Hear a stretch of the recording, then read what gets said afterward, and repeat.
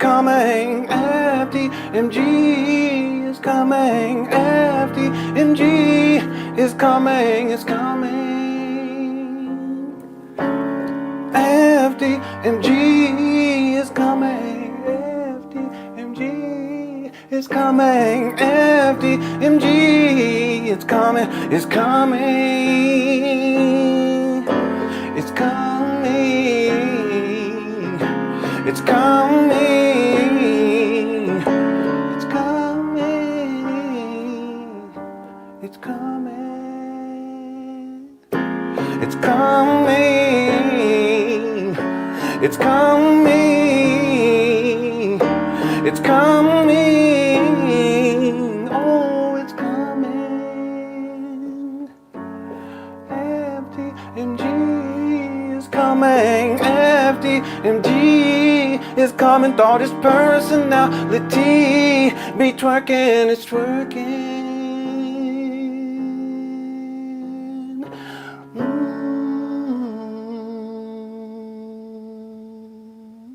All right. Thank you guys so much for tuning on in. Inside the Cook Fresh chat. Thank you.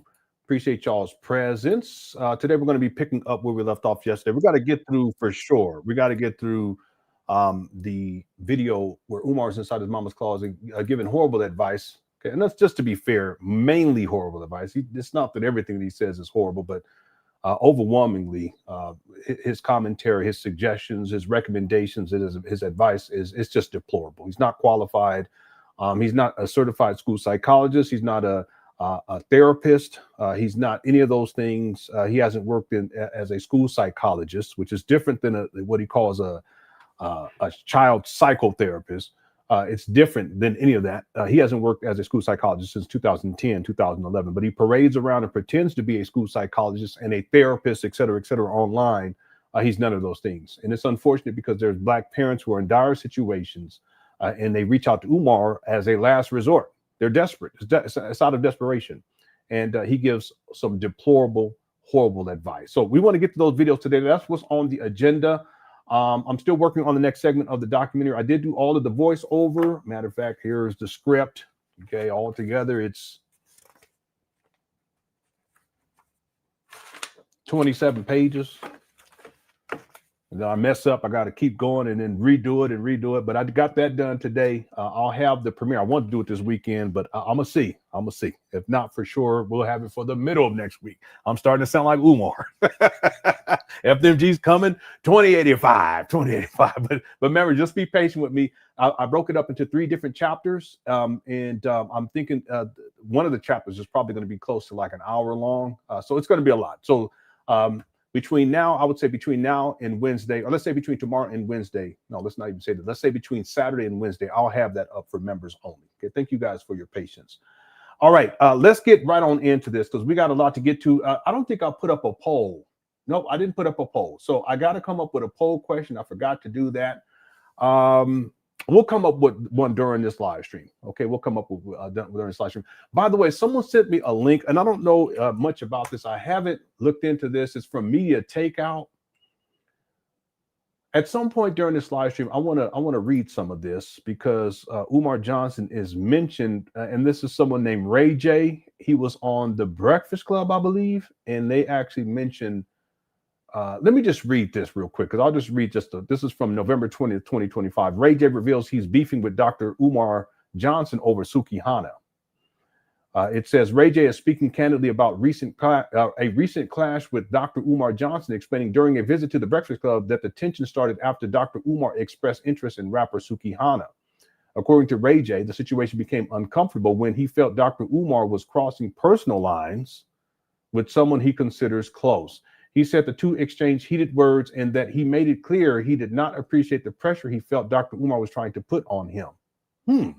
Ray J also addressed lingering online rumors confirming that he has financially supported Sukihana and that the amount had reached $75,000 per month. Now, I don't know what the relationship is between Ray J and Sukihana. Maybe someone inside Chapman can let me know. It says during the interview, his current girlfriend Sheila sat just behind him, appearing worried as he spoke about his connection to Suki. She later admitted she had not expected him to share those details so openly. Dr. Umar has recently been dealing with significant financial problems of his own, In public statements reported across social platforms, he acknowledged that both his personal account and the account tied to his FDMG Academy, which is really the same account, had been frozen while he faced questions about his fundraising practices. That's not the story that Umar was telling. So they need to get their facts right here. This is from MediaTakeout.com. He suggested he was unsure how he would pay upcoming bills and urged supporters to continue contributing. And these weren't upcoming bills. These were bills that go all the way back to 2019 and prior to him acquiring these trap vandals, because he took on the liability for those bills when he acquired these trap vandals in Wilmington, Delaware in February of 2019. That's it. I could have pulled it up to show it to you guys, but this is on Media Takeout. I'll post a link here for people if you guys want to take a look at this on your own time. I don't know much about any of this individual or Sukihana for that matter. Okay, so thanks to the person who sent me that link. Let's get right on into it for today. Shout out to the Cookie Crush chat for tuning on in. So here's the video. This is from November 15th of 2025, and we're just about done with this video, and then we're going to wrap this live stream up with the second video that he did on that same day, which is about an hour long. But we got to get it all done today. So I'll try to limit my commentary as much as possible. Cookie Crush chat's on the video. Let's go. Yeah. I was really considering like stopping this because I feel like the child's mother, we haven't seen eye to eye throughout our relationship, but it's y'all don't have to though. Y'all don't have to. Yeah. You get your partial custody from court, and you spend your time with your daughter on your time. You don't have to. Y'all don't have. I would like for y'all to work together. That's best for the child. But if she's not going to work with you, she's not going to work with you. But hopefully she will respect the court.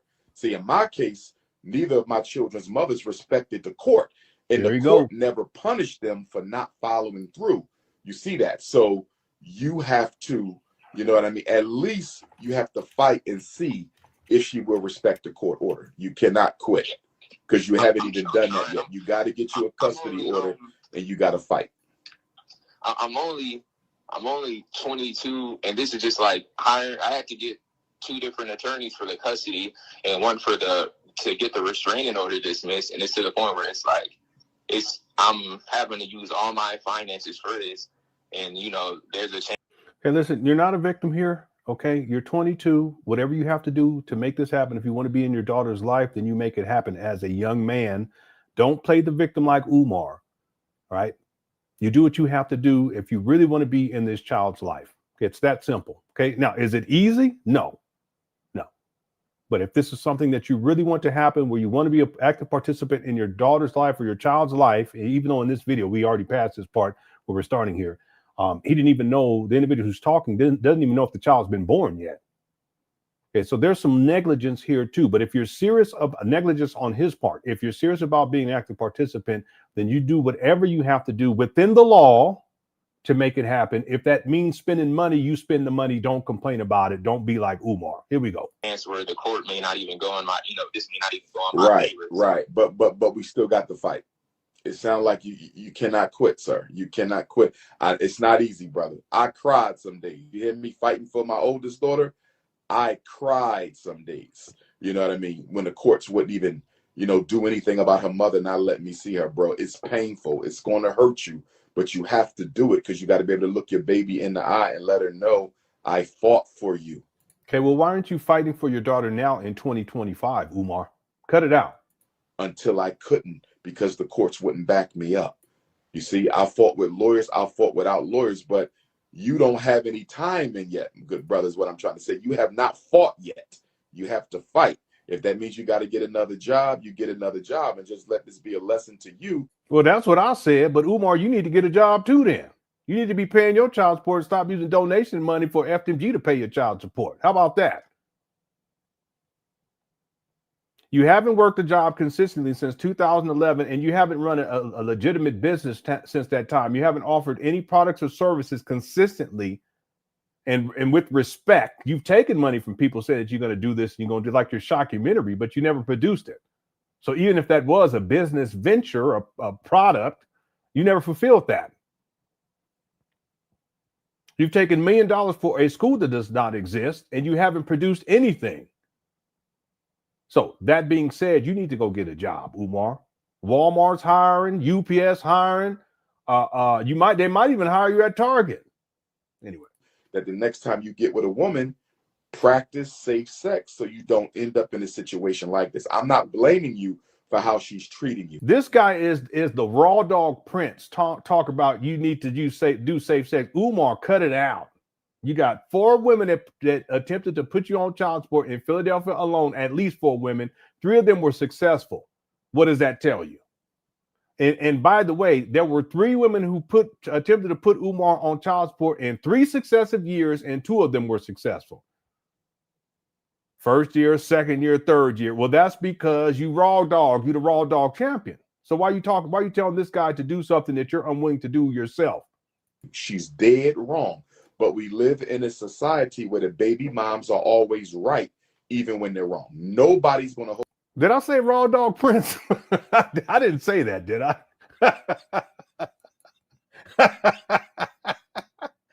I didn't say that. Did I say that, Cookie Crush Chat? I don't remember myself saying that. I don't know. If I said it, it's true, though, because I know that it's true. He's the raw dog prince. Okay, I did. Okay.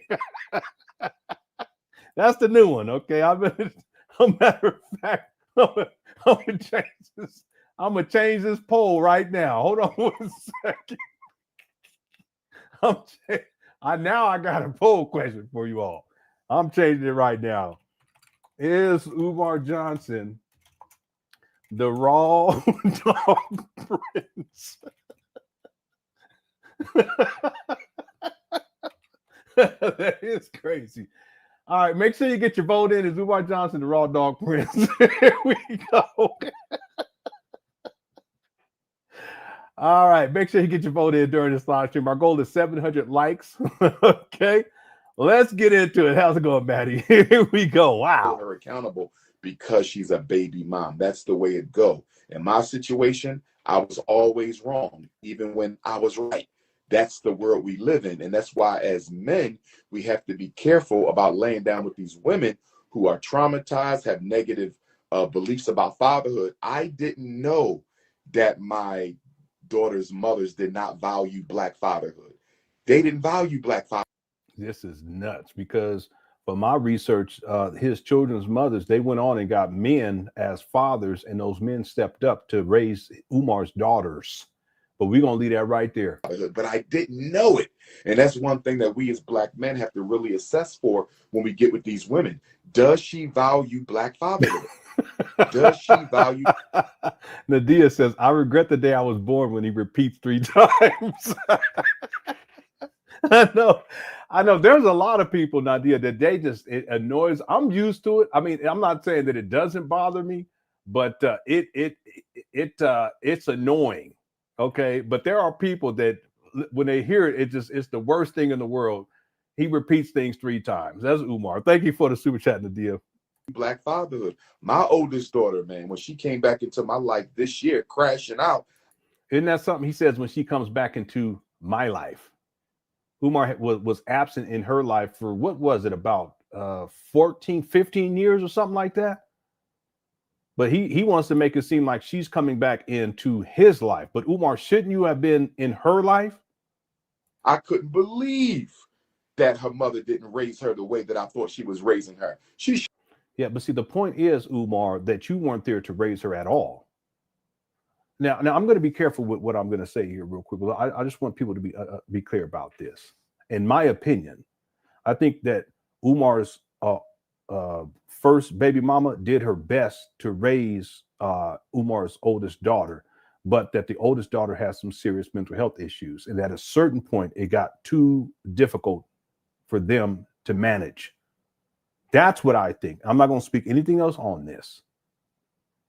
It got too difficult for them to manage, and she became too difficult to manage. And see, Umar, you being this great psychologist, as you claim to be, you should have been at the forefront to assist years ago with your oldest daughter, so that things would not get to where they're at today. See, it's easy to blame the mama when you were absent and you didn't participate. It's easy to do that. But see, Umar never holds himself accountable for anything.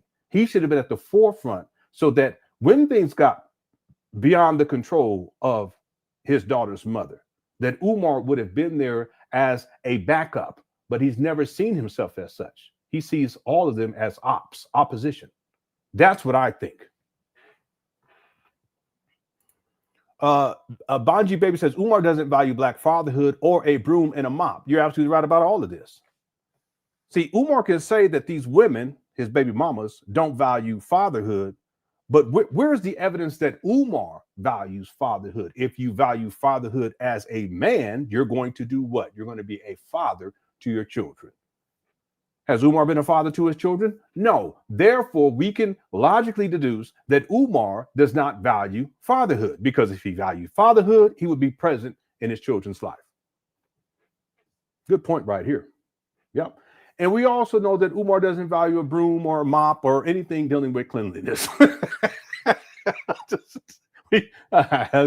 going to leave it right there. Thank you, Banji Baby. But it's true. It's true. Tori says, I voted yes on the poll, but it should let you choose between him and Nick Cannon, because he went, yeah, Nick Cannon, he got, I don't know how many baby mamas and how many kids, but I don't know. Yeah, the poll question is, Umar Johnson, the raw dog prince. 216 votes so far. 93% say yes, 6% say no. Make sure you get your vote in during this live stream. And if at any point during this live stream you're enjoying the show, go and hit that like button. Okay, it'll help get these videos out in the algorithm. And we've been doing real fantastic too. Thank you guys so much, everybody, for tuning in and all of your support and the likes and the super chats, everything. Thank you guys so much. Thanks, Tori Gig, for the super chat. Appreciate it. Julia says, when will the raw dog prince go to prison and use his man jaws? Here we go. His man jaws to keep himself out of trouble with the various gangs in prison. Umar will not do well in prison. I know that. We've talked about this in the past, Julia. I'm not quite sure.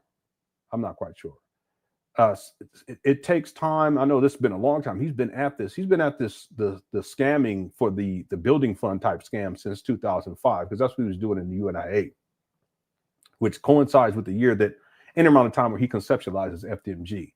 He's been at this a very long time, but I would start from 2014. I mean, people could say 2010, but I would start from 2014 to now. It's 11 years. From 2010, it's 15 years. It's a long time, but sometimes it takes a lot longer than it should. And I've talked about this in the past that the IRS would have a strong case for tax evasion, dealing with Umar with his EIN numbers and his tax exempt status.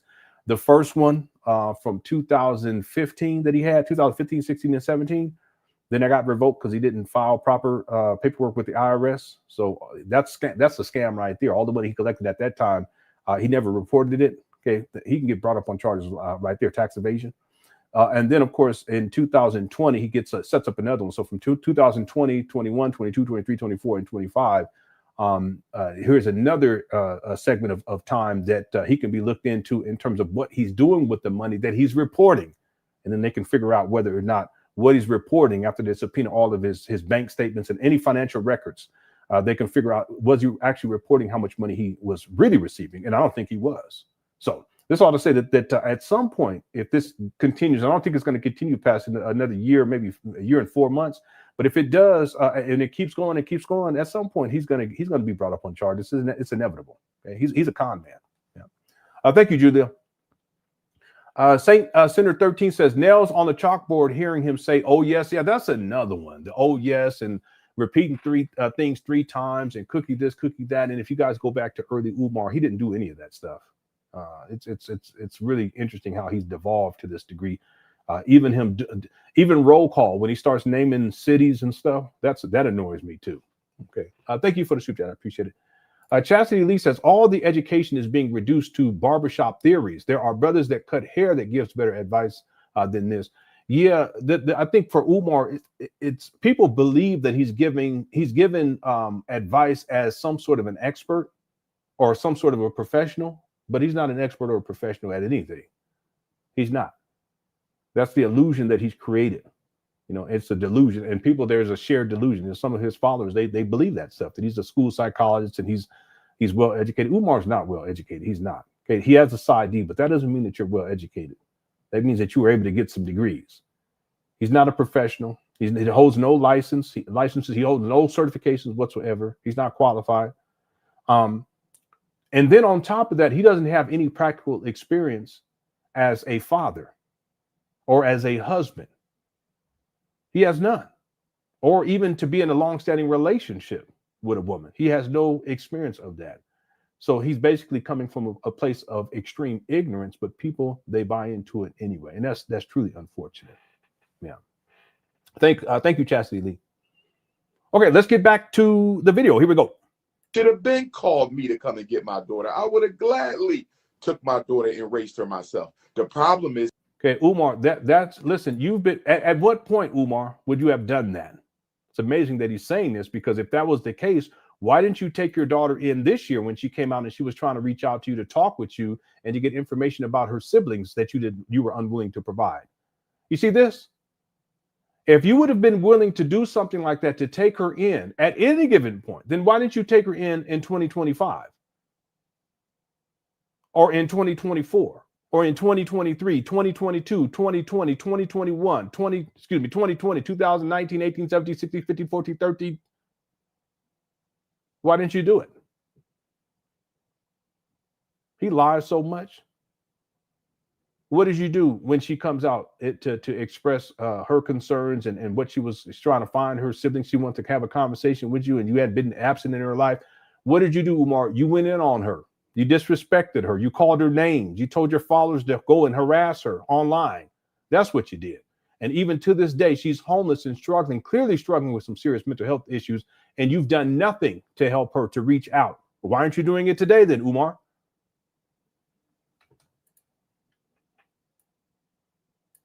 Now look at this guy.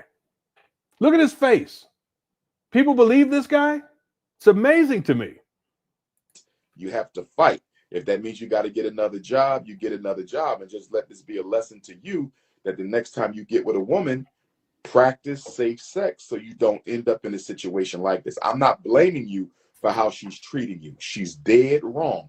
But we live in a society where the baby moms are always right, even when they're wrong. Nobody's going to hold her accountable because she's a baby mom. That's the way it go. In my situation, I was always wrong, even when I was right. That's the world we live in. And that's why as men, we have to be careful about laying down with these women who are traumatized, have negative beliefs about fatherhood. I didn't know that my daughter's mothers did not value Black fatherhood. They didn't value Black fatherhood, but I didn't know it.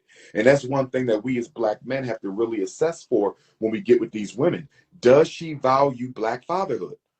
Does she value Black fatherhood? My oldest daughter, man, when she came back into my life this year, crashing out, I couldn't believe that her mother didn't raise her the way that I thought she was raising her. She should have been called me to come and get my daughter. I would have gladly. See, everyone else has to do what Umar should be doing for himself. You should have been an active participant from the beginning, consistently. Took my daughter and raised her myself. How are you going to, even in 2025, how are you going to raise her yourself? I'm just saying, as an example, when you living in your mama closet. And if we go back to 2019, over 6 years ago, when you get evicted at the end of 2019, how are you going to bring her in and provide her with anything, Umar? And then if we go back from 2019 all the way to 2010, you was living in filth, Umar. You're going to take her in and she's going to move in. At that point, she would have been a child. And you're going to move her into a hoarder situation? It doesn't make sense.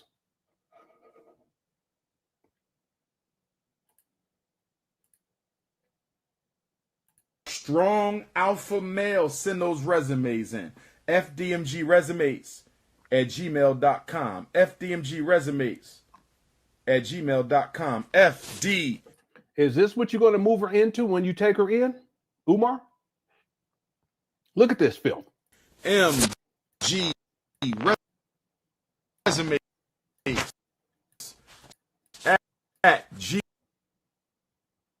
This is what you're going to bring her into? Gmail.com is what we're looking for. My thing is resumes. There you go. He's a hoarder. He's filthy.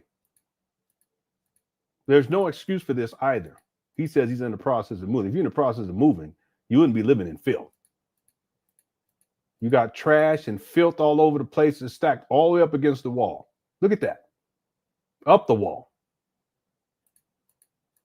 You gonna take her in? Where you gonna put her? What you gonna do? Put a little bed right there in the middle of the filth? Just dirty. It's gross. Problem is, my daughter was the only thing her mother had to use against me. She was the only weapon her mother had to use against me. And guess what she did?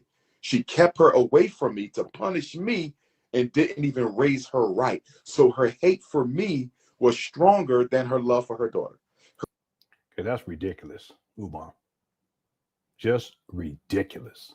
Just painting false narratives. Her hate for me was stronger than her love for her daughter. So instead of calling me and say, I can't do it no more, I've done it this first half of her life, I need you to take it the other half. I would have took it, bro.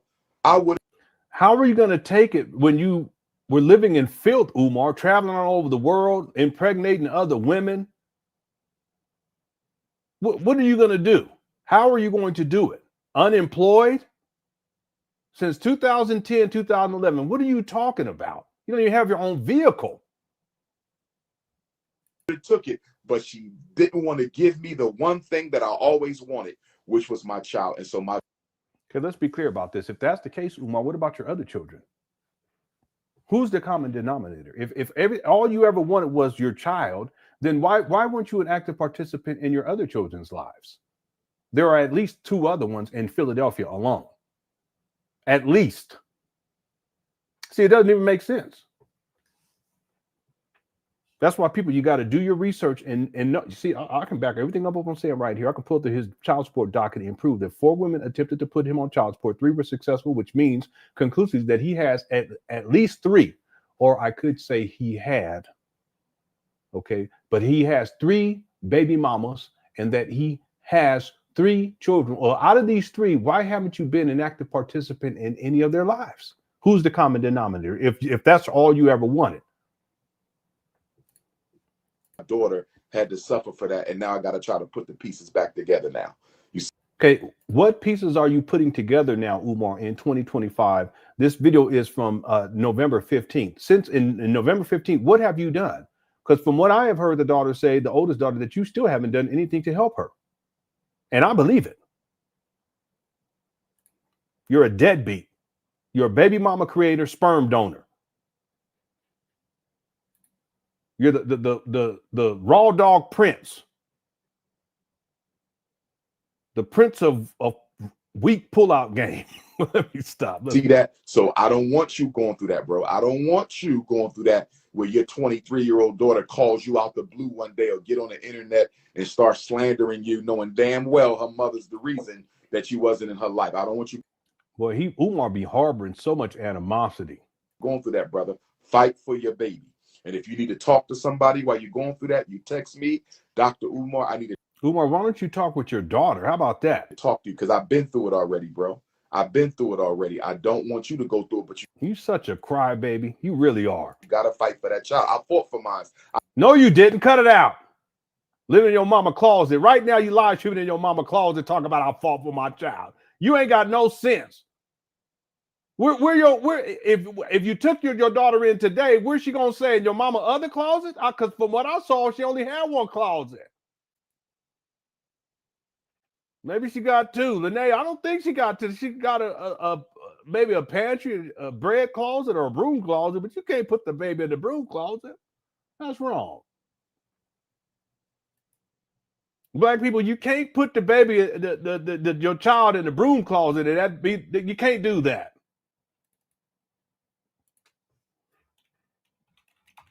Up here live streaming in your mama closet. Here's mama closet is right here. Anyway, by the way, if you guys want to see. This is from 2023. Medusa going once, red Medusa going twice. Red. Get in mama closet.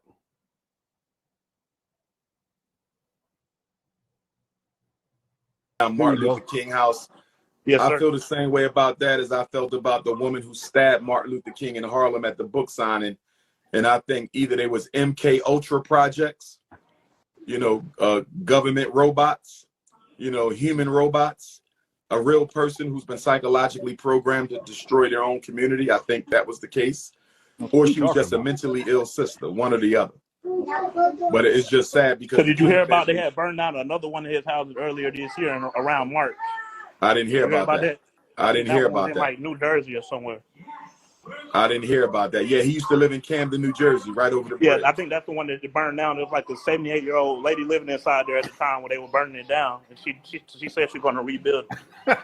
Wow, I wasn't even aware of that. Yeah, conspiracy to destroy. Somebody said Raw Shango. That's crazy. Dr. King.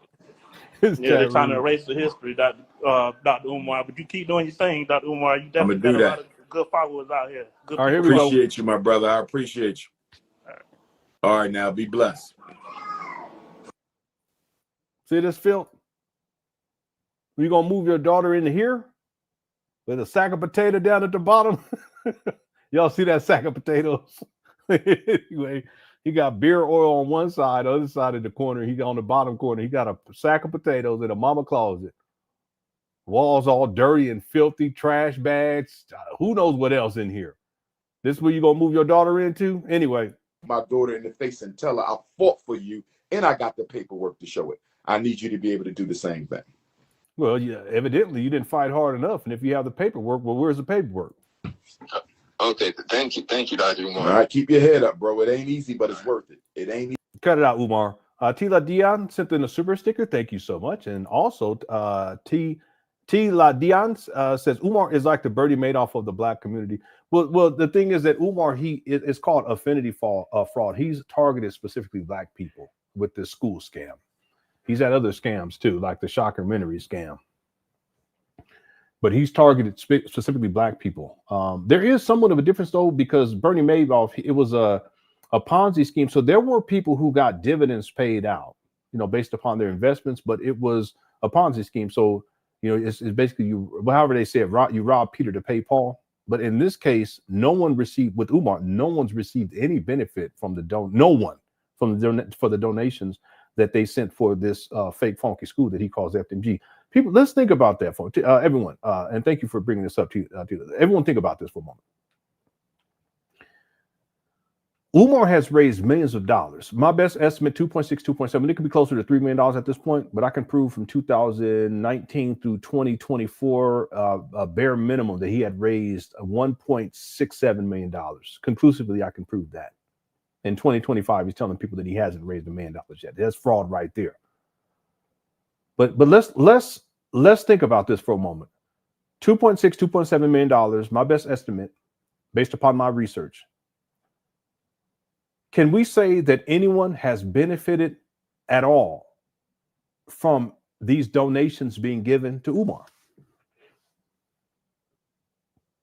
Okay, and not Umar. We can't say Umar benefited. I'm saying that anyone outside of Umar has benefited from it.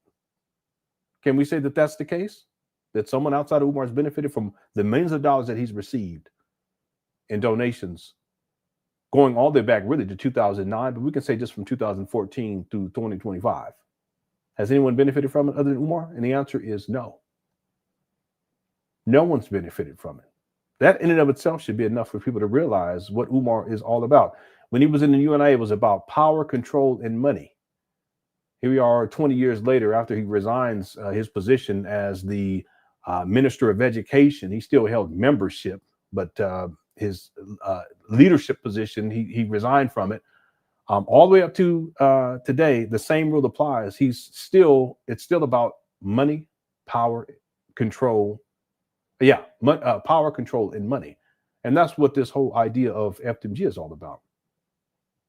Power over black people, power over y'all's kids, not mine. Control over black people, control over y'all's kids, not mine. And money. But if we look at just the money part here, all the money that Umar Johnson has raised, has anyone benefited one iota from that money other than Umar? And the answer is no. Including you donors. You haven't benefited. He's a con man, just like Bernie Madoff. All right. Thank you, Tila Dion, for the super chat. Yana says, this guy has some nerve to talk down to men. Yeah, but you notice he does that. He flips because at first he'll talk bad about the women, then he'll talk bad about the men. It just depends on what the situation is. But in particular, when he has men who complain and whine about, you know, anything dealing with child support or custody, Umar automatically he starts going in on the women. But then when the women call in and they're talking about their struggles with their sons, this and that, and Umar says there's a father around, blah, blah, blah, then he goes in on the men. But Umar's not the one to talk because he's not in a committed relationship. He's never been in a long-standing committed relationship. He's not married. He's created many baby mamas. He does not take care of his kids. He's a deadbeat. He's an absentee father. And yeah, he's the raw dog prince. He has no place to be talking about any of this. Thank you, Giannis. What's up, Iceman Vamp says he was about to start a business selling Pan African Mr. Potato Heads. Yeah, that earlier this year when Lenon, I was having Lenon on earlier this year, Umar was crashing out on his Instagram page. Y'all remember that? He was crashing out. He was posting pictures of Mr. Potato Head, saying that well, it does kind of look like a Mr. Potato Head, but I think for Umar, it was more about my skin color than anything else because he's a colorist. He has issues with his skin color. He thinks he's really, really dark. He's really not. But he sees himself that way. His mama used to call him Blackie. So there's a lot of childhood trauma dealing with skin colors. Daddy's lighter skin complexion, so forth. So Umar has all these different issues. But he was crashing out. He was posting Mr. Potato Heads. I think he even put one up of my wife, if memory serves me correctly. So he's such a juvenile, just juvenile. That's Umar. Speaking of Pan African Mr. Potato Heads, Iceman Vamp, why don't we go ahead and look at this? Is just for you. Okay, if you're interested, here you go, sir. Prince of Panhandlism. Introducing the Prince of Panhandlism Deluxe Talking Figure. Style, swagger, and plenty of game. With phone, gin bottle, plush bunny, and zebra cakes included. Hit the Cash App. FDMG is coming next year. That last part is hilarious. One more time. Introducing the Prince of Panhandlism Deluxe Talking Figure. Style, swagger, and plenty of game. With phone, gin bottle, plush bunny, and zebra cakes included. Hit the Cash App. FDMG is coming next year. Well, people are crazy. People are crazy. All right. Thanks, Iceman Vamp. There you go. That's the new business right there. Sukihana benefited from Listen, I stand corrected. Okay, I didn't think about that one. I stand corrected. Sukihana benefited from it. All right. That's wild. That's wild. I stand corrected. Thank you. Okay, let's get back to the original video here. But first, Sing the Prince of Panhandlism Deluxe Talking Figure. Style, swagger, and plenty of game. With phone, gin bottle, plush bunny, and look at the kids. This is crazy. And zebra cakes included. Hit the Cash App. FDMG is coming next year. All right. Let's get back to it. Here we go. But it's worth it. And just one more thing though before we get off the line. Another thing is it's to the point where the police are getting involved. Like I've never. Is anybody else? Would you want one of these? Hit the one. Okay, I ain't gonna lie. I would get one. I'll leave it outside though, but I'll get one. Wouldn't bring it in the house. Shit. Bring it in the house and start talking to me and shit. So Sagalita. Because it's only supposed to say certain things, but it'd probably get up in here. Hey, Lenon, you're not live streaming today, are you? I said, no, I'm not. I'm not now. There's a lot of ones in here. I'm surprised. Tip the Griff is an accessory in the package.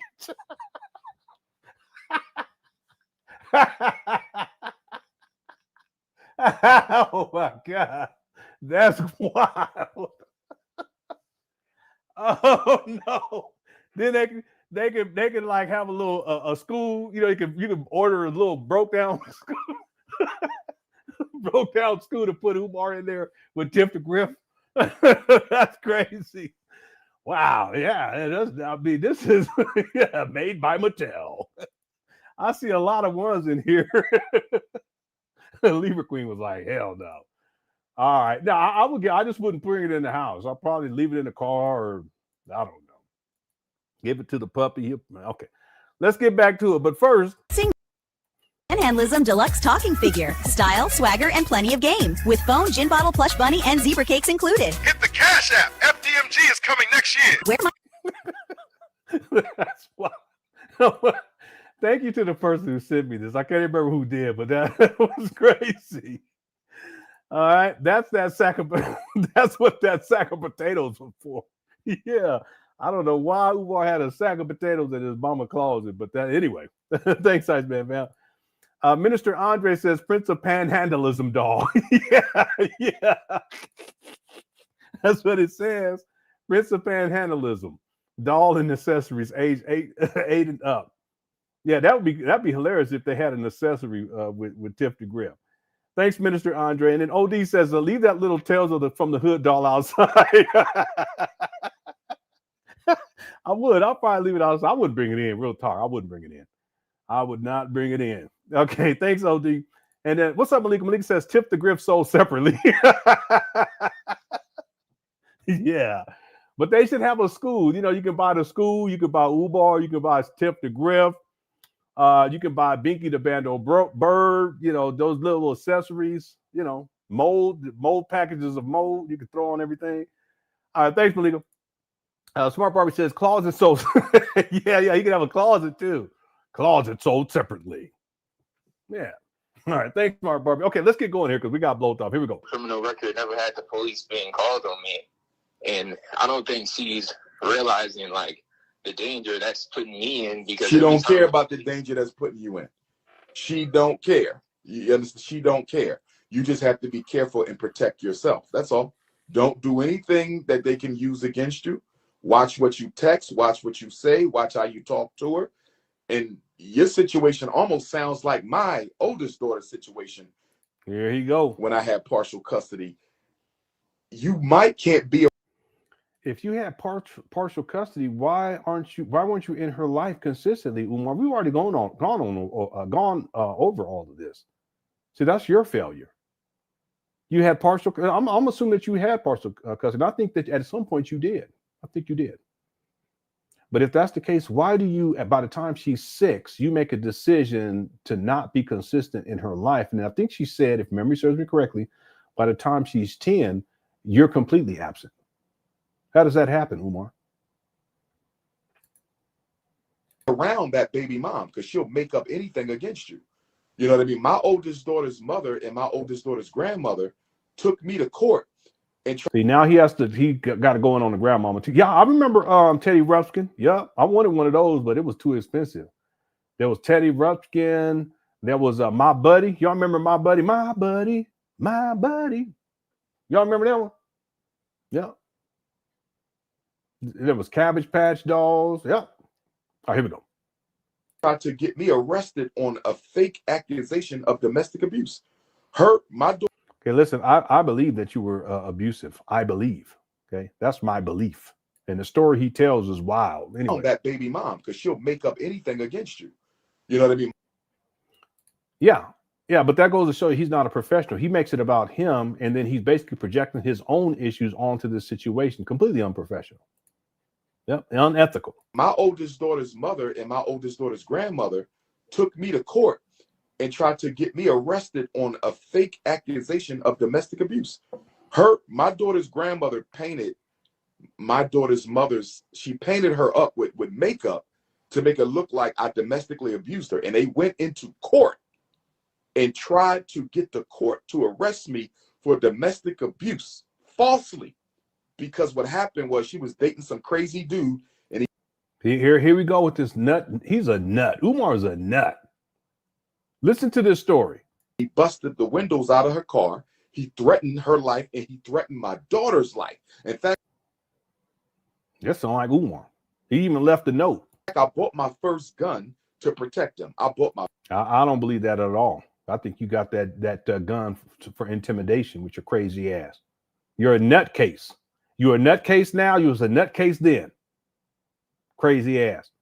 First gun to protect my daughter and her mom. So her and her mom thought that I would use this knowledge of what just happened to her domestically. I would use this in family court and try to get custody of my daughter. So guess what they did? They beat me to family court. Does that make any sense? they're going to, no, the story that Umar tells is that he was the hero figure that came in to save the day. You guys remember this? Hit the one. That's the story that he told. There was a note that was placed there on the baby's seat. So we didn't, it was one of her scorned lovers, the phantom lover. And she wanted me to stay there, stay with her. And I stayed with her for the week or some shit like that. And I got a gun. It's like he was the superhero in all of this. What about all that part of it? So the Umar tells the story of, look at all the ones in here, how he's the superhero in all of this. How are they going to use that against you in court? If you the man, you came through like, I'm handling this shit.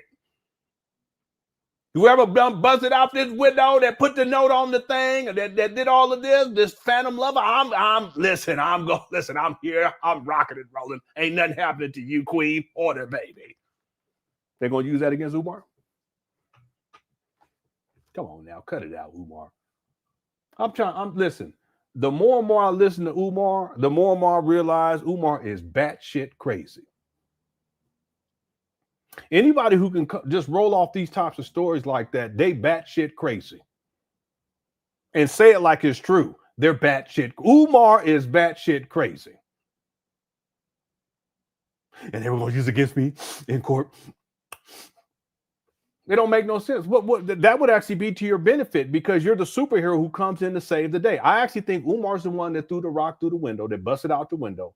I think Umar's the one that put the note on the baby's car seat. I think he went to get the gun as an act of intimidation. But he tells a whole other story. Just like he tells a whole other story with the UNIA. Anyway, about the money. Here we go. I got to rewind this because this guy, he's tripping.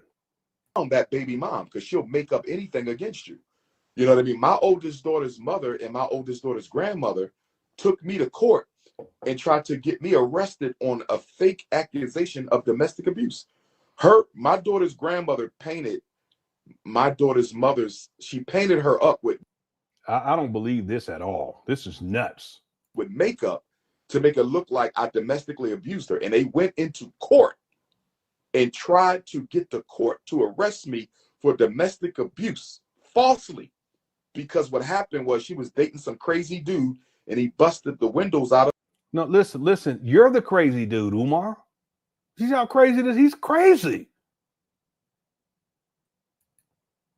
Her car. He threatened her life and he threatened my daughter's life. In fact, I bought my first gun to protect him. I bought my first gun to protect my daughter and her mom. So her and her mom thought that I would use this knowledge of what just happened to her domestically. I would use this in family court and try to get custody of my daughter. So guess what they did? They beat me to family court. Said I abused her. I had nothing to do with it. It was the other guy. But they tried. This guy, the story makes no sense whatsoever. They were going to use that she was in a domestic situation against her. So instead, she goes to court and says that it was you, but you're the superhero who came to save the day. Does that make sense? Look at this guy in the mama closet. To throw it on me, and they went into court with these fake pictures of domestic abuse. And I beat the case easily because, number one, I had my police report where the police officer told me to buy a gun to protect them. Okay, that's a lie too. A police officer is not going to tell you to go buy a gun to protect somebody. They're not going to tell you that. That escalates the situation. This guy, I'm telling you, that's crazy. Yeah, someone busted out the window. It was Umar. Someone busted out the window. I don't know who did it. It was Umar. And they put it in a note inside. Why would they leave a note with threatening? If that's the case, why didn't you go to the police and say, hey, listen, this is the guy that did this? Because clearly Umar said it's the other guy, so he knows who it is. Well, where's all that paperwork then? For terroristic threats or for property damage, damaging someone else's property, busting out the window. Okay, why ain't that guy? Where's the paperwork on that, Umar? You're gonna go and get a gun to quote unquote defend your wife and defend your daughter, and she begs you to stay with her for a week or something like that. But you don't go and file paperwork and police report on the person that did this, the other guy who you evidently know, allegedly. Yeah, you know him because it's you. The story don't make no sense.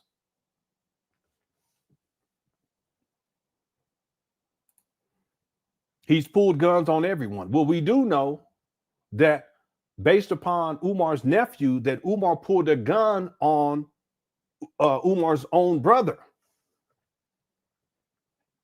And his brother's like, go on in and shoot me. This was at the mama's house. You guys see this?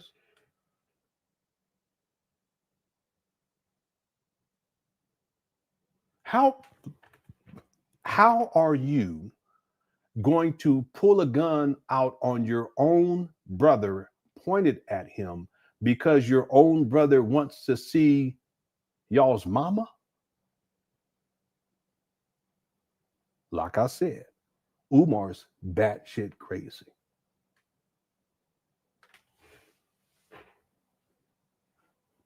Yeah, I had his nephew as an interview guest. Any other family member you ever want to come on, you're welcome to do so. My email is LenonHonor@yahoo.com. You're welcome. Come on. She lied and told the judge I bought the gun to threaten her. Including Jamal, too.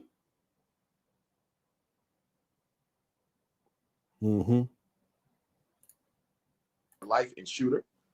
I was able, and he threatened my daughter's life. In fact, I bought my first gun to protect him. I bought my first gun to protect my daughter and her mom. So her and her mom thought that I would use this knowledge of what just happened to her domestically. I would use this in family court and try to get custody of my daughter. So guess what they did? They beat me to family court. Said I abused her. I had nothing to do with it. It was the other guy. But they I don't believe none of that, Umar. If it was the other guy, then why did they file a charge against the other guy? They tried to throw it on me, and they went into court with these fake pictures of domestic abuse. And I beat the case easily because, number one, I had my police report where the police officer told me to buy a gun to protect them. That's a bunch of bullshit right there. My goodness gracious, that's crazy. She lied and told the judge I bought the gun to threaten her life and shoot her. Oh, you didn't say that before, but didn't I tell y'all that that's what he did? There was an act of intimidation. I already know what the game is. Didn't I just say to hit the one? Hit the one. See, he didn't say that part in the other time when he was running his mouth with this fanciful story. I have a chapter. The next chapter in the documentary is called Foreshadowing. Yeah.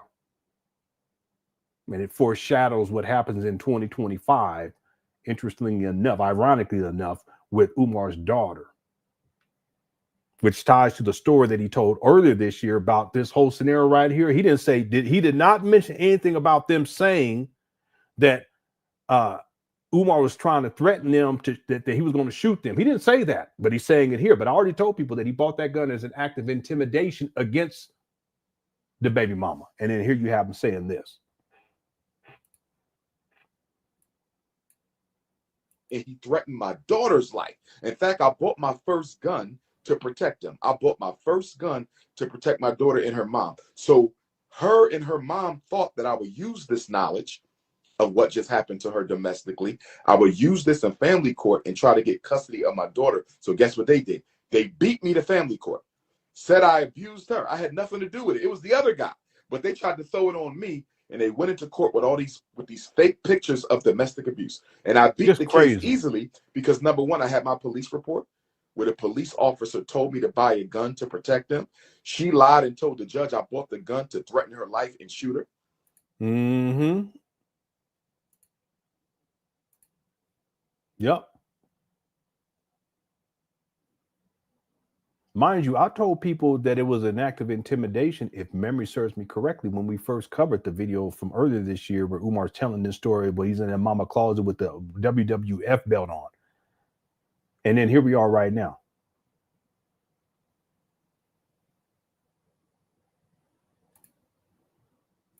I was able to beat that because I had the police report.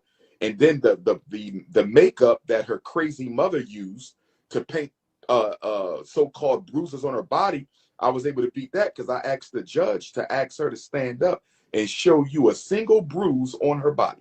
A single bruise. And the judge said, if this just happened to you last week, you should. Okay, but did it happen last week? because it could have been a month ago, and Umar sang last week. See, Umar, where's the paperwork on all this? Huh? If you have all this white man's paperwork, because Umar, you're a pathological liar. It could have happened 2 weeks prior to this. It could have happened 2 months prior to this. You know, being in court. Still have a bruise. Guess what? She couldn't show a single bruise because she used makeup. And I told the judge, this ain't nothing but makeup. I don't put my hands on women. Tell her to stand up and show your bruise. She couldn't show your bruise. And she got nasty with the judge. And the judge almost had her arrested in court for that. So I'm telling you, these. I don't believe it. I believe you were nasty in court and they were going to arrest your ass. That's what I think. Here we go. Women will go out of their way. And guess what? Their mother will help them. Your child's grandmother, if she's trifling, like my daughter's. Here he go. He got to go after the grandmama too. Umar, boy, he trifling. Grandmothers were. They will work with the daughter to destroy your life because you got black women out here, not all of them, but some of them who hate black men. They hate black men. Narcissist. And if you got a baby mom who hate black men and don't respect black fatherhood, brother, you got to. Yeah, this is a good point too. No judge would do that in open court. It would be open. It would open them up to judicial complaints and misconduct. You're absolutely right about that. See, that would be a police report associated with the bruising and all this stuff. And there may even be medical records that would be associated with this too, if she went to the hospital to get checked out. See, Umar, he only tells his version of events, but he's a known liar. He's a pathological liar. So I don't believe anything that he says. And the other thing I've noticed about Umar is he flips shit around. He'll do shit and then he'll say someone else did that shit. Just like he doxed a gang of people, but then recently, and I know who he's talking about, she ain't giving me permission to say nothing. He said that this woman been doxing him when he was the one that was doxing from the jump.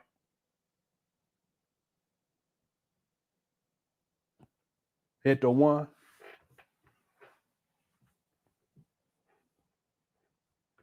Boy, I can't wait till when we get into the timeline for 2025 in the documentary. I'm gonna mash this shit up real good. For the earlier this year, what he was talking about, and this part right here, y'all gonna see. By the time we get to that 2025, though, it's gonna be probably. I'm talking about the timeline. It's probably gonna be about 2052. but we working. Okay. We working. All right, let's keep going here. What's up, Brian? Brian B. Tisdale's in the building. Here we go. Fight, but like I said, be careful and fight for your baby because she didn't ask to be here. You're right. You're absolutely right. You cannot address the judge directing him to do something like that. You're absolutely right about that. You can't. Judge Judy, even on Judge Judy, don't play that. Like, you can't tell me what to do. She don't play. Okay, thanks, Brian.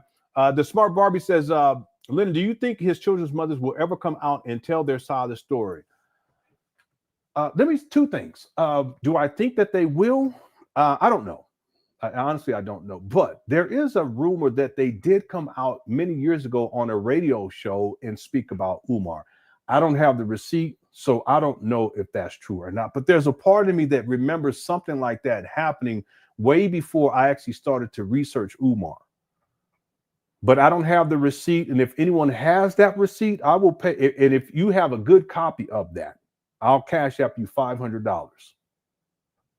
And I mean a good copy. Because I remember something to that effect taking place a long time ago, way before I started actually looking into Umar. But I don't have the receipt. And I haven't been able to find it online. It was like on a Blog Talk Radio or something, if memory serves me correctly. And I could be totally wrong on that, but that's just something that I remember people talking about. But I never actually heard of the audio. So do I think the children's mother will ever come out and tell their side of the story? I'm not quite sure. I don't have an answer to that, but I would encourage them to. If they want to come onto my platform and do it, they're welcome to do that too. LenonHonor@yahoo.com. Okay, it's a safe space here. Okay. You know, even the guests that I've had on, including Umar's nephew, I'm very careful. Even when people criticized him, I just delete shit. No, the guests, they're coming on here and they should be respected, even if you don't agree with them or you don't like them.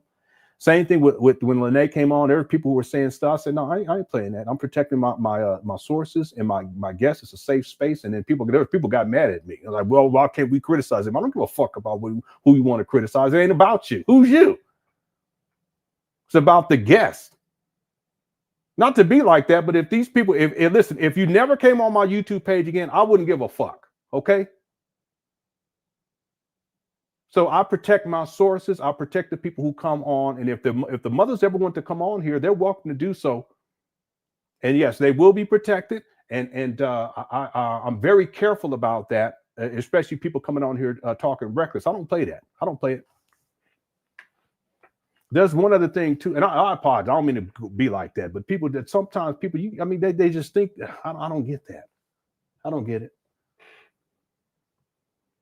I mean, we got what 1,100 people in here during this live stream. These videos get anywhere from 15,000 to 20,000 views. If 2 or 3 people, if you disappear because I don't like you, because I check you on disrespecting my guests, it's not gonna make me no difference. It really, it's not. We good. One other thing, and I don't mean to be talking like that, but anyway, so I'm serious about protecting the guests, especially when the women come on. Same thing with Mary Ann Lorient. Real quick, Smart Barb. One other thing is, I also have a sense that the baby mamas, let me not say that, but Umar Johnson's daughters' mothers, they've dealt with Umar more closely than what we would be privy to. And what I mean by this is, you can just look at someone respect to Sister Mary Ann Lorient dealing with Umar. We can also look at with respect Sister Lene dealing with Umar. Let's go with Sister Lene. She deals with Umar not for an extended period of time, a year, 2 years or so, but then she also is in Umar's presence. And just during that time period alone, look at all the revelations that come out about Umar just from her. And then look at the aftermath. Umar trying to attempt to intimidate, Umar going after her sons, Umar doxing her, Umar engaging in revenge porn on his Instagram page, which is illegal. He can go to jail for that alone. Umar telling his followers to go at her, et cetera, et cetera. And that's just based upon her personal experience. Compare that to what his baby mamas had to go through for years and years, and in some cases for decades, dealing with Umar behind the scenes. I have a sense that these women are probably fearful of Umar and have been from the beginning. That being said, if at any point they want to come forward and share their side of the story, they're welcome to do it. Right? And even if they want to do it where it's a live stream where we don't have a chat room, we can do it that way. If they want to come online and tell their story and I disable comments, I'll disable comments. I'm talking about in the chat room and in the comment section. Whatever I would have to do to accommodate them, I would do it. Because they know more about Umar and his trifling ass than any of us combined. That makes sense. Right? Thanks, Smart Barbie. Their grandmothers too. They know. They're welcome on here too. Thanks, Smart Barbie, for the super chat. James says, Black Dot said Umar was batshit crazy. Can you cover that video again? Thanksgiving. Yeah, if you remind me, I can pull it up. And see, Black Dot, Umar being batshit crazy and Umar being a scammer it's not mutually exclusive. Black Dot was speaking as if it was one or the other. So he was half right, but then he was half wrong, because Umar is not only batshit crazy, he's also a scammer. He's a con man.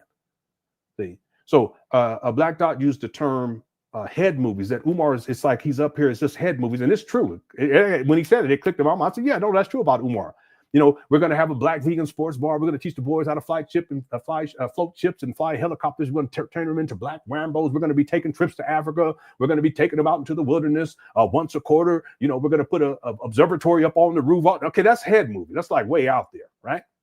I mean, even listening to Umar in this video talking about I've got a gun because I needed to do this and blah, blah, blah. This is all head movies.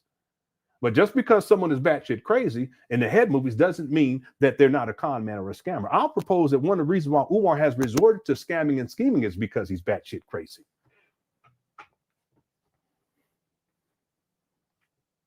See, when you batshit crazy on that level, it's difficult for you to operate in the real world. So you got to scam and scheme to make it. Well, that's Umar. And he's been doing this for 2 decades, at least, bare minimum. Right? Thanks, James. Yeah, remind me. I'll pull it up. for the Thanksgiving marathon. Yeah, we plan on doing a Thanksgiving marathon. That would be what, next Thursday? Yeah, next Thursday. Okay. And if we got to get together Friday, we get together Friday. All right. Thanks, James. Black Wolf gifted a membership. Thank you so much. Whoever receives that membership, make sure you thank Black Wolf. And salute to Black Wolf, one of the old, my fingers list. OGs. Thank you. I appreciate you. Broccoli Broomlaw says, I think Umar has frequent psychological breaks and he may have imagined a man like the alien that punched him, but he's the real culprit. Delusions. Listen, when Lene came out to speak about Umar would literally have psychological breaks based upon what she was saying live in real time. I kid you not. He was crashing out. Y'all remember that? So if something like that could trigger him like that, I'm sure that he has these breaks, just in life, even if he was off the internet. In fact, Broccoli Broomlaw, in the next segment, no, not the next one, but the following segment, because I've already recorded all of the script for all the next 3 chapters. There is a chapter dealing with Umar's trip to Africa, and you guys will be amazed when we go back and look at what Umar describes his experiences with Africa. They connect with him being punched by an alien when he was a child. I kid you not. And he's telling these stories about how he was hearing things and seeing things. This is a psychotic break. Schizophrenia.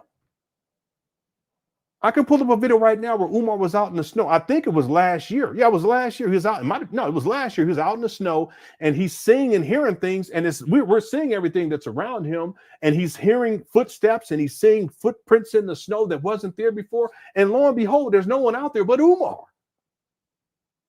He was having an episode in real time. Well, the same thing in Africa. I'm gonna tell y'all guys something. Something happened to Umar over there in Africa that changed him to where when he came back, he made some significant life decisions that impact him to this day. And the question becomes, what really took place? And what happened up here in Umar's mind when he was over in Africa to when he comes back over to the United States of America? He resigns from the UNIA. He writes this long batshit crazy resignation letter filled with narcissism and this God complex messiah, and everyone's out to get him, paranoia. Here we go. What happened to this guy? Now listen, he was batshit crazy before that, but something happened when he was in Africa that just changed everything and took everything, I'm talking about mentally, to a whole nother level. So he resigns as the Minister of Education, and then he resigns as a school psychologist. Hasn't been the same since. This is an ongoing thing with Umar. And yeah, all this can be traced back to that alien story that he tells when the alien came and punched him in the face when he was a child.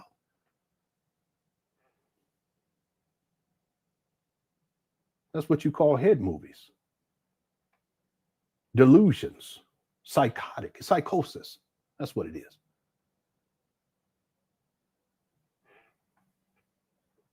And in 2025, nothing's changed. It's just gotten worse.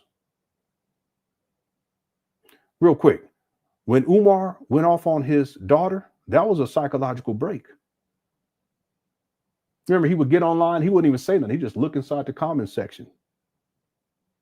He was crashing out. He was trying to figure out what to do. It's the same thing.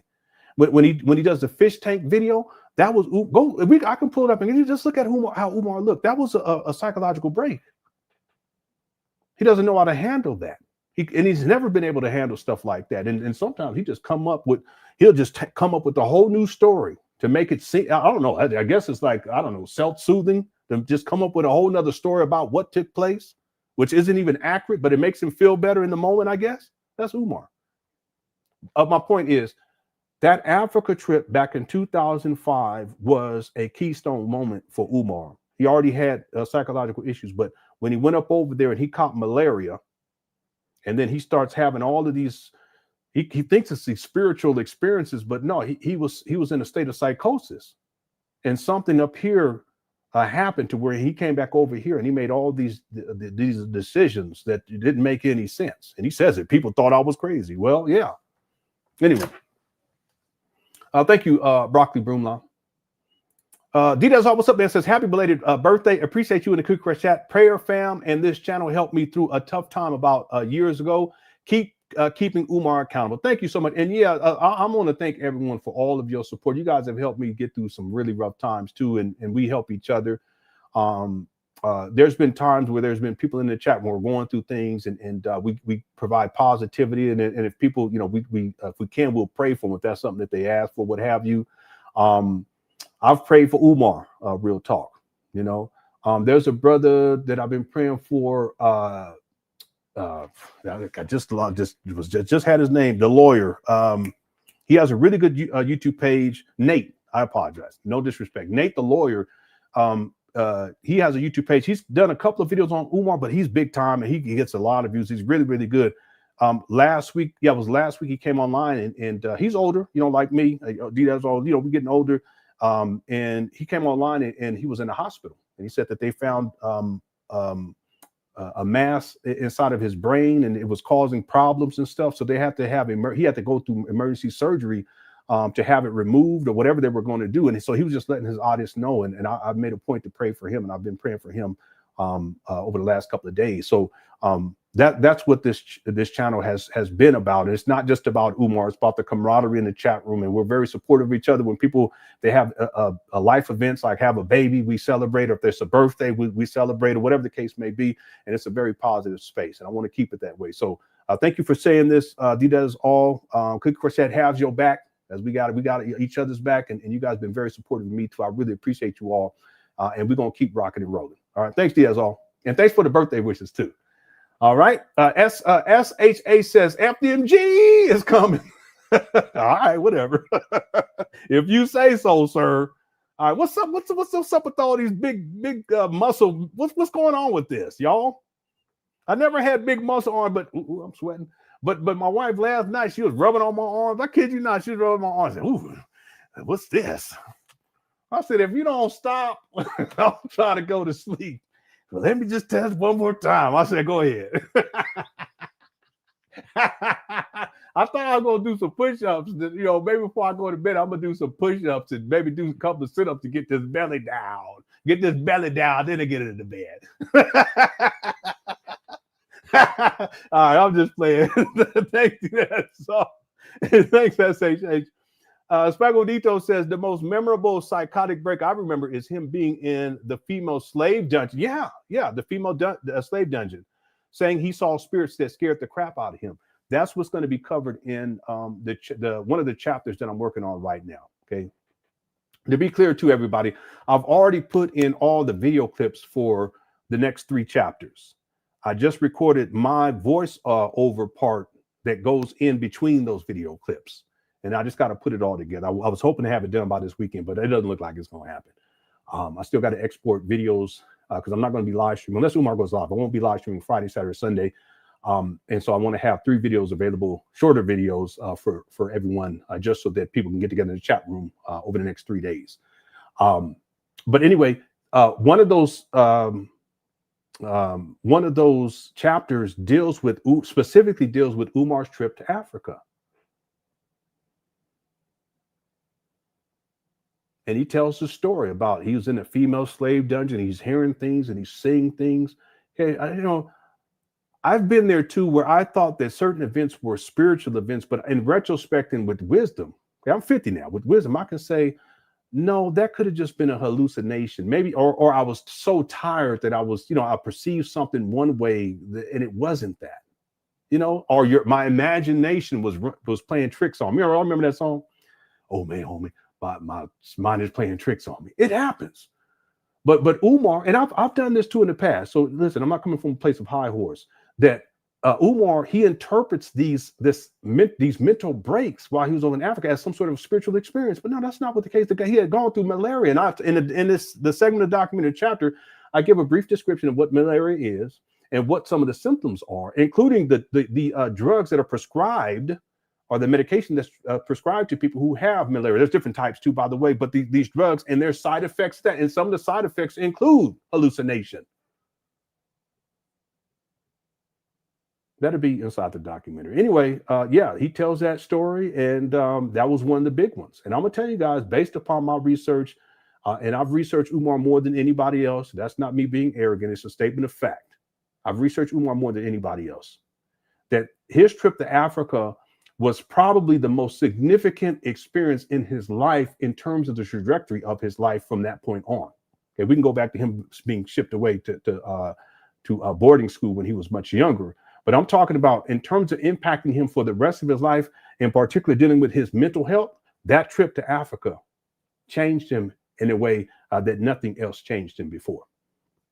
Okay, so that'll be in the documentary. Yeah, that whole sequence where he talks about the female slave dungeon and all this stuff. Thanks, Ragonito. Salute. Ragonito been around forever too. All right. Jam7 Jack. What's up, Jam7 Jack? Jack 5 says them mosquito bites got him. Did a number on him. Yeah. Yeah, and there were people that were trying to explain to him over in Africa that it wasn't what he was saying that it was. It's, you know, some sort of these spirits or something were in the room with him, and they were all this. And he said that there was a guy there who was a Muslim brother was like, no, that's not what happened. And then he comes back, he makes these drastic decisions, you know, about quitting his career as a school psychologist and quitting the UNIA, at least the leadership, what they call the general body or whatever it's called. Significant life decisions that not only impacted his personal life, his financial life, his professional life, but also his life as a grassroots a member of the UNIA. Why did he make those drastic decisions like that? Well, I think when he went over to Africa, he had a major mental break. And when he came back over here, he was just not in. And I wonder, you know, real quick, and then we're going to get back to it. This is fast and I'm thinking about it. I wonder in the timeline, let me pull up my PowerPoint here, timeline. And I just want to look on in 2005. Was there anything else significant going on in Umar's life around that time? So here's 2005. This is around the time where he conceptualized the FDMG. He's talking about the Umar's Boy Scout program. He leaves Islam. There's another one right there. He leaves Islam and the UNIA. This is one of the things that I'm still trying to figure out in the documentary, because Umar actually contradicts himself in terms of when he becomes an Ifa devotee and when it is that he leaves Islam. And we would think that after he becomes Ifa devotee, that's when he leaves Islam. I don't think so. I think what Umar has done is that there's an amalgamation of things that takes place, including spiritual system or religion, that there's an amalgamation, and he holds on to things that if you're going to be one thing, you really shouldn't be the other thing, but he'll hold on to both. That's the identity crisis with Umar. But around 2005, where he goes to Africa, in 2005. The year prior, he becomes UNIA Minister of Education, and in 2005, he quits as a school psychologist. So he makes some significant life decisions. And then I wonder if this was observable by his first baby mama. And the reason why is because he was put on child support in 2002. On the first baby mama. By 2005, Umar really goes off the deep end in terms of his mental health. Okay, again, he already had problems before, because I'm sure that the baby mama experienced things with Umar, including abuse, right? But by 2005, dealing with Umar, see, I could probably cross-reference because he meets his first baby mama in 1999. I could probably cross-reference to see when it was that Umar he stops being consistent inside of his daughter's life. Yeah, I would have to go back and look at this in greater detail. And it may be that it's in and around 2005, 2006, but that correlates to his trip to Africa. And when he comes back after having this psychotic breakup over there, that could be a contributing factor too. But I would have to do a little bit more research in order to at least estimate that. Okay, you know, I don't know for sure. I'll probably have to talk to one of his baby mamas.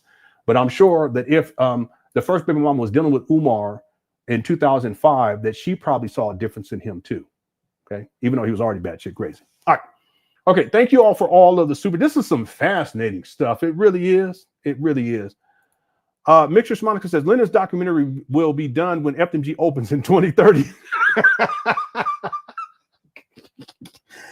Do you need an HVAC, Lenon? Yes, I need an HVAC for the documentary. Just messing with you. Looking forward to the new documentary. Okay, yeah. It was actually, I thought it was going to be done at the middle of this year, but no, there's no way. I'm just getting into 2006 in the timeline in the actual documentary. In fact, this documentary ends in 2000. So far, it ends in 2006 because that's the year when the first Morris J. Moyer Academy opens up.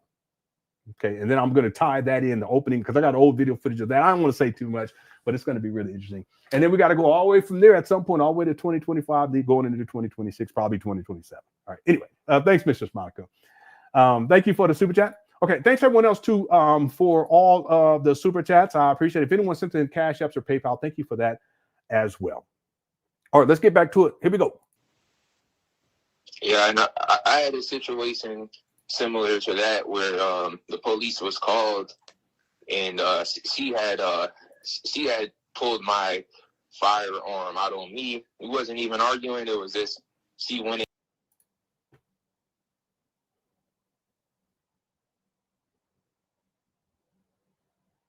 in. No. You see this? I told y'all. I said he ain't telling us everything. I told you, I can already tell. And just pointed it at me, but the police was called. But wait, time out. How she get access to your firearm, bro? I keep my firearm in a drawer. I don't have a safe. I guess that could be on me. Okay, so why she know where the gun was at? Well, Umar, according to Lene, you had your gun out on the dresser. Hit the one. So what you talking about? Why are y'all talking about firearms?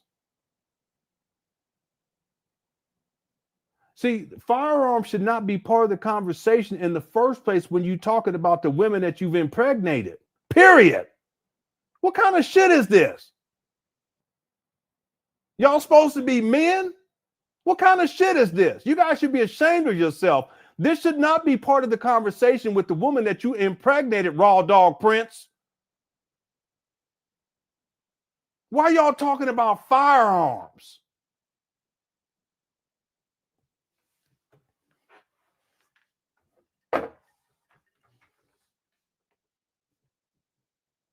You all supposed to be the protectors of women and protectors of your baby. This is y'all's babies. And y'all talking about firearms?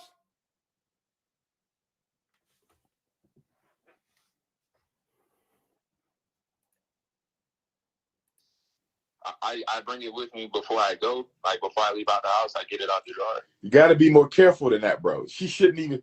I mean, yeah, she could know you got a gun. I would prefer she don't even know you got a gun. What? Man, this is wild. Umar is crazy. What? I'm let it play. But keep it locked up. Keep it somewhere where she don't have access to it. Because the last thing you need is for her to turn around and say you pulled out the gun on her and you tried to threaten her with it. And why are you still being involved with a woman who's putting you in these kind of situations? Well, that was early in the year, and she said she just did it in a joking manner. She did it as a joke? That's not a joke, bro. That's not a joke. She said it wasn't one in the chamber, but the police still ended up being called. And when oh my goodness, this is wild. There's a spider up over here on the wall. Let me show it to y'all because I don't want y'all thinking something. Oh, y'all can't see it yet. Let me scoot him over. Hopefully my wife ain't watching this because she don't like spiders. Come on, buddy. Come on, he coming. Oh, wait, it's the other way. Hold on 1 second. Oh, he jumped down. What you forget you then? All right. I don't think y'all saw it because I don't feel Lenon, he got roaches like Umar. No. I ain't seen roaches in a long time, okay? There's a little baby spider. I was trying to move him this way, but then he jumped down. Punk. No, I'm just playing. See, so you know, Umar, he agitating me. Going off on that little baby spider. Say, you punk. I'm sorry. I meant to stop. I'm talking to Umar. I'm sorry about that, okay? You go on and write about your business. Here we go. Look at Umar's face. The police got called. She admitted to the officers and what she did or whatever. And they had asked me if I would like to proceed with pressing charges, but I declined because it's like. Yeah, that's what we used to say back in the day. Forget you then. Anybody else used to say that back in the day? Hit the one. That was my generation. Forget you then. Hit the one. Here we go. She's early in her pregnancy, and who wants to see, their child's mother go to jail or have to go through this? But it's I'm a spider bully. My wife don't like spiders. Even if I act like I'm gonna touch it or something, she's like, no. Women don't like spiders. Here we go. Like, are you coochie whipped by this woman? What the What in the world? Y'all talking about firearms, now y'all talking about coochie. Man, this is wild. My wife she has this heater on. That's the problem. It's about that time. Yeah, it's about that time. You guys know every single year she got that heater on. In a minute, I'm gonna be sweating all like this. Watch. I'm not even gonna say nothing.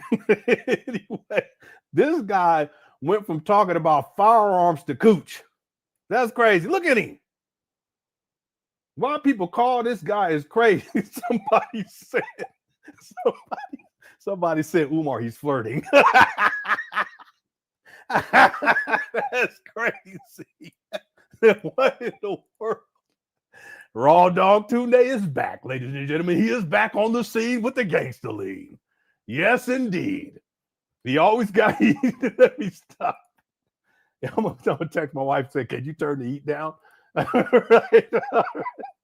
He's like, excuse me? Yeah, well, I gotta turn this heat down, family. Hold on 1 second. All right. Let's get back to it. Umar, he wild. What she did or whatever. And they had asked me if I would like to proceed with pressing charges, but I declined because it's like she's early in her pregnancy, and who wants to see, their child's mother go to jail or have to go through this? But it's like, are you coochie whipped by this woman? This is nuts. Are you coochie whipped by this woman? Are you in love with her Cinnabons and peach cobbler? Here he go. Yeah. You are. Yeah. You better get out of it. You better get out of it, brother. She will destroy you if you don't get your head back on your shoulders. Many of men have been destroyed by the vagina. You don't want to be one of them, sir. One thing. What in the world?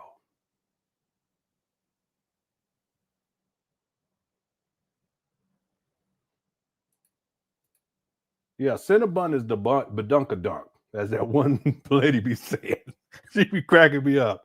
Say, Umar, he want the Cinnabon. He want the Cinnabon. Umar, he want the Cinnabon badunkadunk.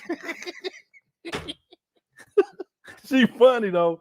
Cinnabon, just to be clear, Cinnabon is, from what I understand, I could be wrong because I never talk like that. That's the badunkadunk. That means that's the backside, the buttocks. Okay. And then there's the cookie. The cookie is the vajayjay. That's the cookie, right? And I don't know what his thing is for the bosom. I don't know. Anybody know what Umar's treat is for that he says for the bosom? I don't know, but he has one he has something for everything. He has a treat for all, just the objectification of you black women. He has a treat associated with all of it. This is y'all's principle. This is what people gonna send their kids to, and send this guy millions of dollars. So that's what he means by Cinnabon. How did he even get to this point? They were just talking about firearms. No. Cinnabon's not the cat. That's the cookie, right? Zebra cake. What zebra cake? That's what he likes. He don't associate zebra cakes, from what I know, to anything. Any other. Y'all just throwing anything out there. That's the milk duds. The Tootsie Roll. I said, you got y'all nasty. What did somebody say? Blackberries? I don't know. The ice cream cones. What in the world? What in the world is that? What does that mean, Sequoia? The Shango Stick Power Ranger. That's not what we're talking about. All right, we're talking about the bosom. I don't know what he has something, I'm sure. yeah, the Doritos. Okay. Yeah, that was what does that got to do? What you got? Twizzlers? What that don't make no sense. The Boston baked beans, the Annihilators. Okay, all right. The apples, I don't know. Anyway, I'm sure he has something for that. I just don't know what it is. Peach cobbler, that's the JJ as well. Yeah.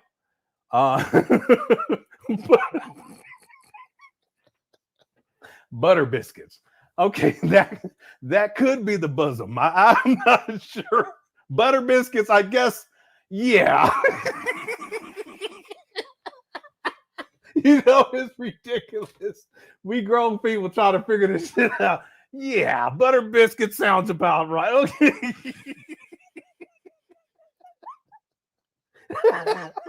This chat room. Mangoes, cookie dough, the big ones.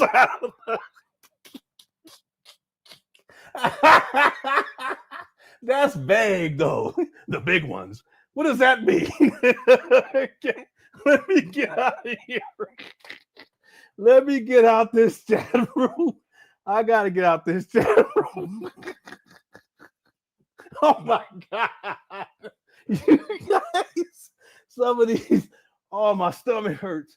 Oh, okay. Whew. Let me get out this chat room, boy. I'm sweating like a dog. My stomach hurts. Whew. Okay.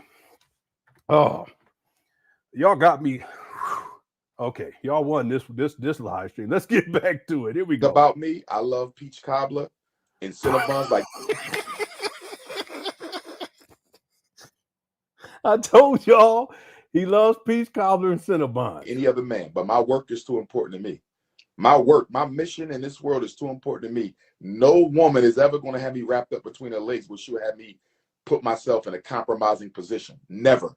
There's no cobbler on earth that Dr. Umar will risk his life and livelihood for, bro. And you better develop the same mentality. The only thing you should be a slave to is the Almighty God. That's it. Anything under God should not be able to control you like that, sir. And if that woman know that she got you between her legs like that, bro. This is crazy. Why are they talking like this? Got you between their legs like you trapped.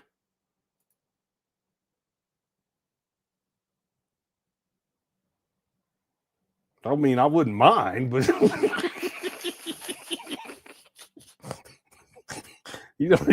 y'all know that women, they lock you in. They'll lock you in. Yeah, you know what I'm talking about? Anyway. Is that too much? Is that too much information? I don't know. All right. She owns you. And that woman can lead you into any type of situation she wants. You better get control over yourself. Get control over your urges and get control over your sexual life. Okay, because she will destroy you. Don't let your lust destroy your life, my brother. He talking about himself. Yeah. All right. So you got my number. If you need to reach me, feel free to reach out. I got you. All right, brother. Be safe. Oh my God. She took his gun, pulled it out, act like she gonna shoot him, and say it wasn't no bullet in the chamber. Negro, y'all. I don't know what y'all young boys is doing. I don't know what type of time y'all on. I don't know what type of time. Ain't no woman gonna point my gun at me and say it's just a joke and there was no bullet in the chamber. Are you crazy? What's she even doing picking up your gun for? This is a guy who pulled a gun out on his own brother. Let's see. Lord have mercy. Sister Marigold going once. Sister Marigold going twice. Chat room. Sister Marigold. Where you at, Sister Marigold? How Hello. you doing, my queen? Where you at in the world, beautiful? I'm doing well. I'm at Winthrop University. Okay, where that's at? What city? Give me a city or state. Where that's Yeah, at? we in South Carolina. South Carolina. Go right ahead with your question, beautiful. My question is, so I'm the president of the Global Black Studies Club on my good for her. campus. Uh-huh. Good. When it comes to attendance, I began to realize that a lot of Black students at my PWI don't see the value in building community and showing up for each other, what are some ways that we can begin the formation of their consciousness of recognizing that this is a need for them? Okay. 3 things I recommend. And I'm a former Black Student Union president. I'm a former student senate officer, right? No. Yeah, he was too. Yeah, he did. He was a president at not Pecan, but the other one. I can't remember what it's called right now. Millersville. Number 1, you should have a meeting with all of the campus, with all of the Black organizations on. Yeah, I'm sorry. And to be clear, he was the president of the Black Student Union campus, right? The organizations have to come together and stop competing with each other, the Black organizations, because at every PWI I go to, the Black organizations are not collaborating. Yes. Right? You got the African Student Association over here. You got the Caribbean Student Association over here. You got the Black Student Union Association over here. You got the Deltas over there, the a.k.a.s over there, the Zetas over here, the SG Rose over there, the Kappas over there, the Qs over there, the Umar, we there, get the it. Alphas over there, the Groove 5 Groove over there, the Iotas over there. You can't do it like that. You got the Latino Africans over there with their own. There you go. Come on, Umar, we get it. Fraternity. You got to have some kind of collaboration. It's okay that everybody got their own tree, but we have to all work together in the forest, right? So if I was you, I would start having a inter-organizational meeting, a family council of all organizations. Let the leaders come together and talk about how we can work together for the greater good of all the Black students on campus, right? Right. And you guys should agree to collaborate on at least 1 or 2 events every year where every Black organization is a part of this, right?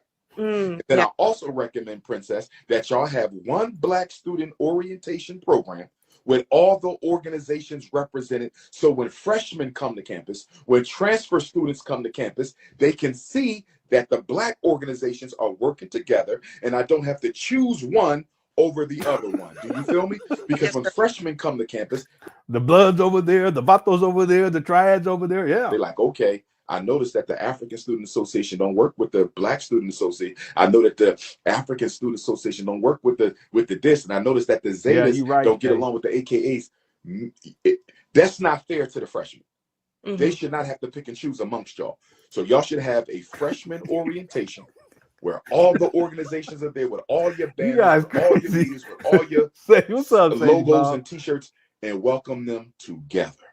Right? And then I also think that there should be a trip. Y'all should do some sort of a Black History trip. It could be a bus trip. Go to Harriet Tubman Home. Go to the Smithsonian DC. Go to the Great Blacks and Wax Museum, right? And do a trip a year, do an event a year, do that freshman orientation together a year, and then y'all should also have a study group. There should be a Black consciousness study group on every PWI. No, I'm not. No, I'm sorry. I'm not saying that about those glasses. I meant to pull this one on by Lene. Thanks. That's the woman's headband. That's not for me. That's what it looks like to me. It really does. So I wasn't talking about this girl. Y'all leave this girl alone. She's a baby. Y'all tell you guys. This chat room, I mean, is just ruthless. Hey, here we go. Black consciousness study group. And if you need some book titles for that Black consciousness study group, you can text me for some book titles. And again, y'all should run it together.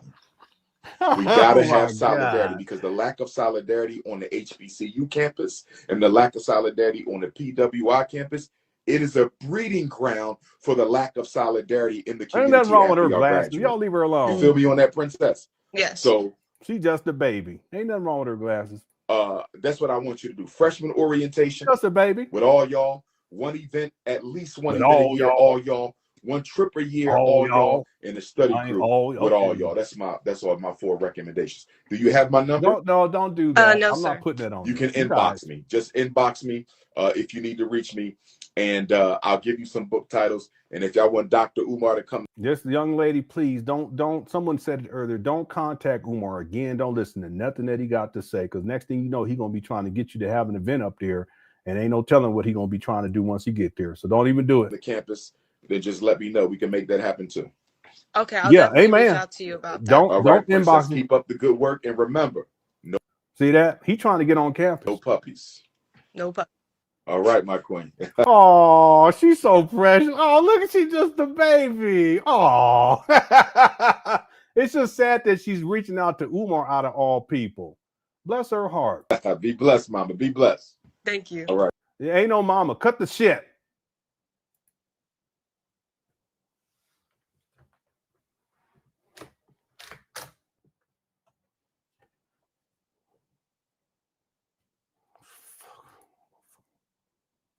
Now.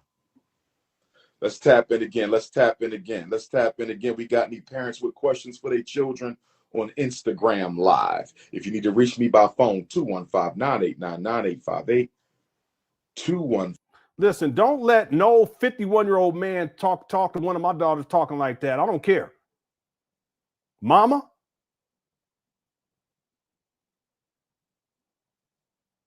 Y'all ain't gonna see me for a while. We're learning that.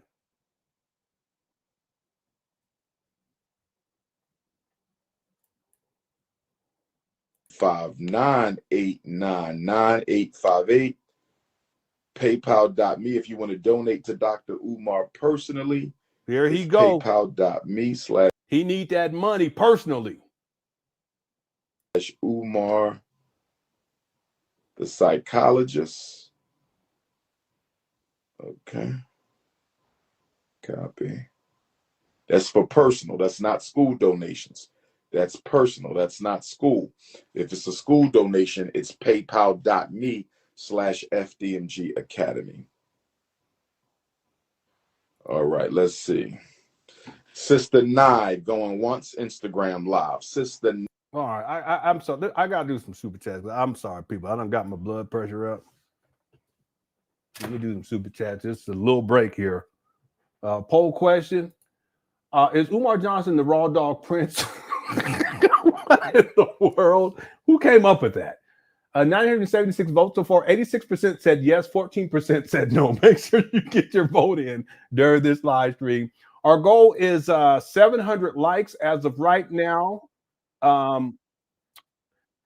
We have so far we have 447 likes. Okay, so let's try to get to we got a ways to go. I think we can still get it to get to 700 before we get up out of here during this live stream. Thanks everyone who sent in super stickers. If you send in cash apps or PayPal, thank you for that as well. And thanks everyone just for being here. Okay, I appreciate y'all. Make sure you get your vote into on that poll. Okay, let's take a little bit of a break hiatus here because my blood pressure's up. Jalil says, please never play DD's singer dude again.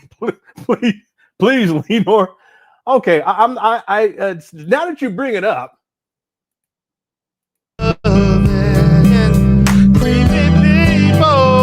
Let the real show you that old school love and giving me the blues, giving me the blues, yeah. Let me give it to you all day long. I know. Oh my God. He's trying to lip sync it, but he don't know the lyrics. Oh, you watching me on YouTube. I know you're thinking about me when you go to sleep, wondering if I can go deep.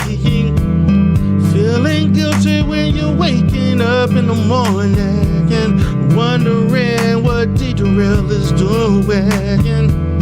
Wondering if Deidre can make love to you all over. Make love to you all over? What's that mean? Deidre show you that old school love and creepy people. Let Deidre show you that old school love and giving me the blues, giving me the blues, yeah. Loving when you hearing my voice, mad that I make smoke holes, mad that I put you in that number.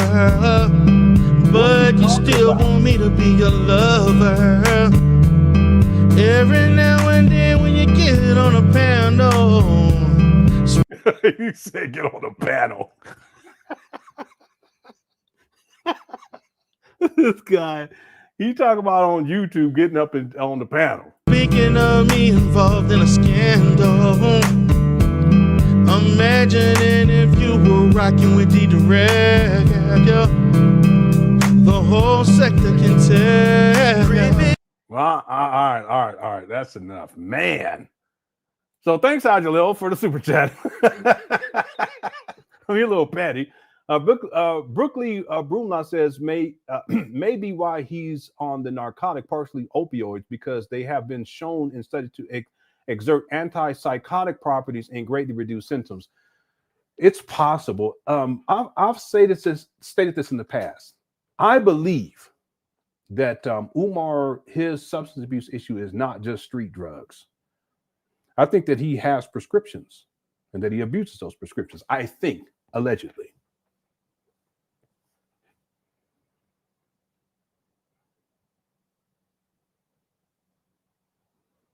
So, who knows what all is involved with Umar? Again, I have video of him popping pills when he was in. I have other videos too, but him in particular when he was in Cleveland, a recording for the video shoots for, it was 3 days for the Awakening. We covered all this with Sister Marianne Lawrence. And I remember she had said something in the interview, how she told in the first interview, she said, I think in the second interview too, briefly, but in the first interview, she was really surprised because they would spend all this time filming throughout the day and into the night and then into the morning. So after midnight, and then they would take Umar back to the hotel. And then he would be up, ready to go early in the morning and energized and everything.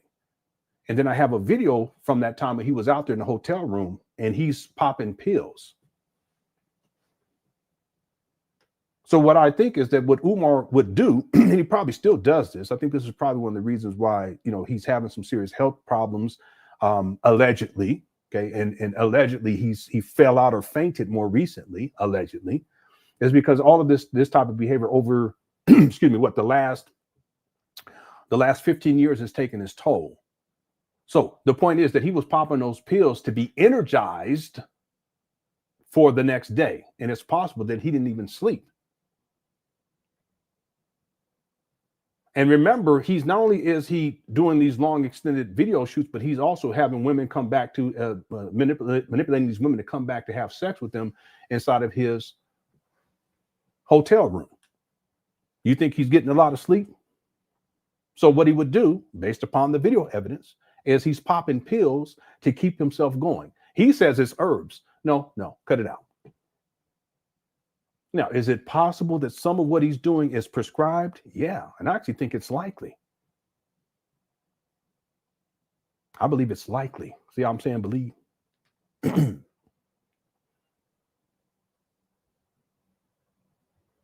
Yeah, that's what I'm saying.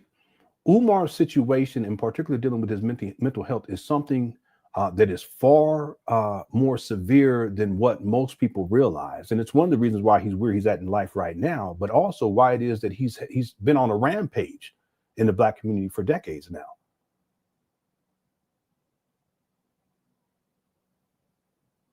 Yeah. Thank you for the super chat. And again, I've seen Umar where he's having a psychotic break. I've seen Umar where he's hearing voices, where he's seeing things. I've seen Umar where he's it's like bipolar, where he's manic, and then I've also seen him where he's depressive. Mm-hmm. Yeah, and it's amazing that people and again, it doesn't mean that if you have mental health issues that you can't be a force for good in the Black community or a leader or anything like that, because everyone has something.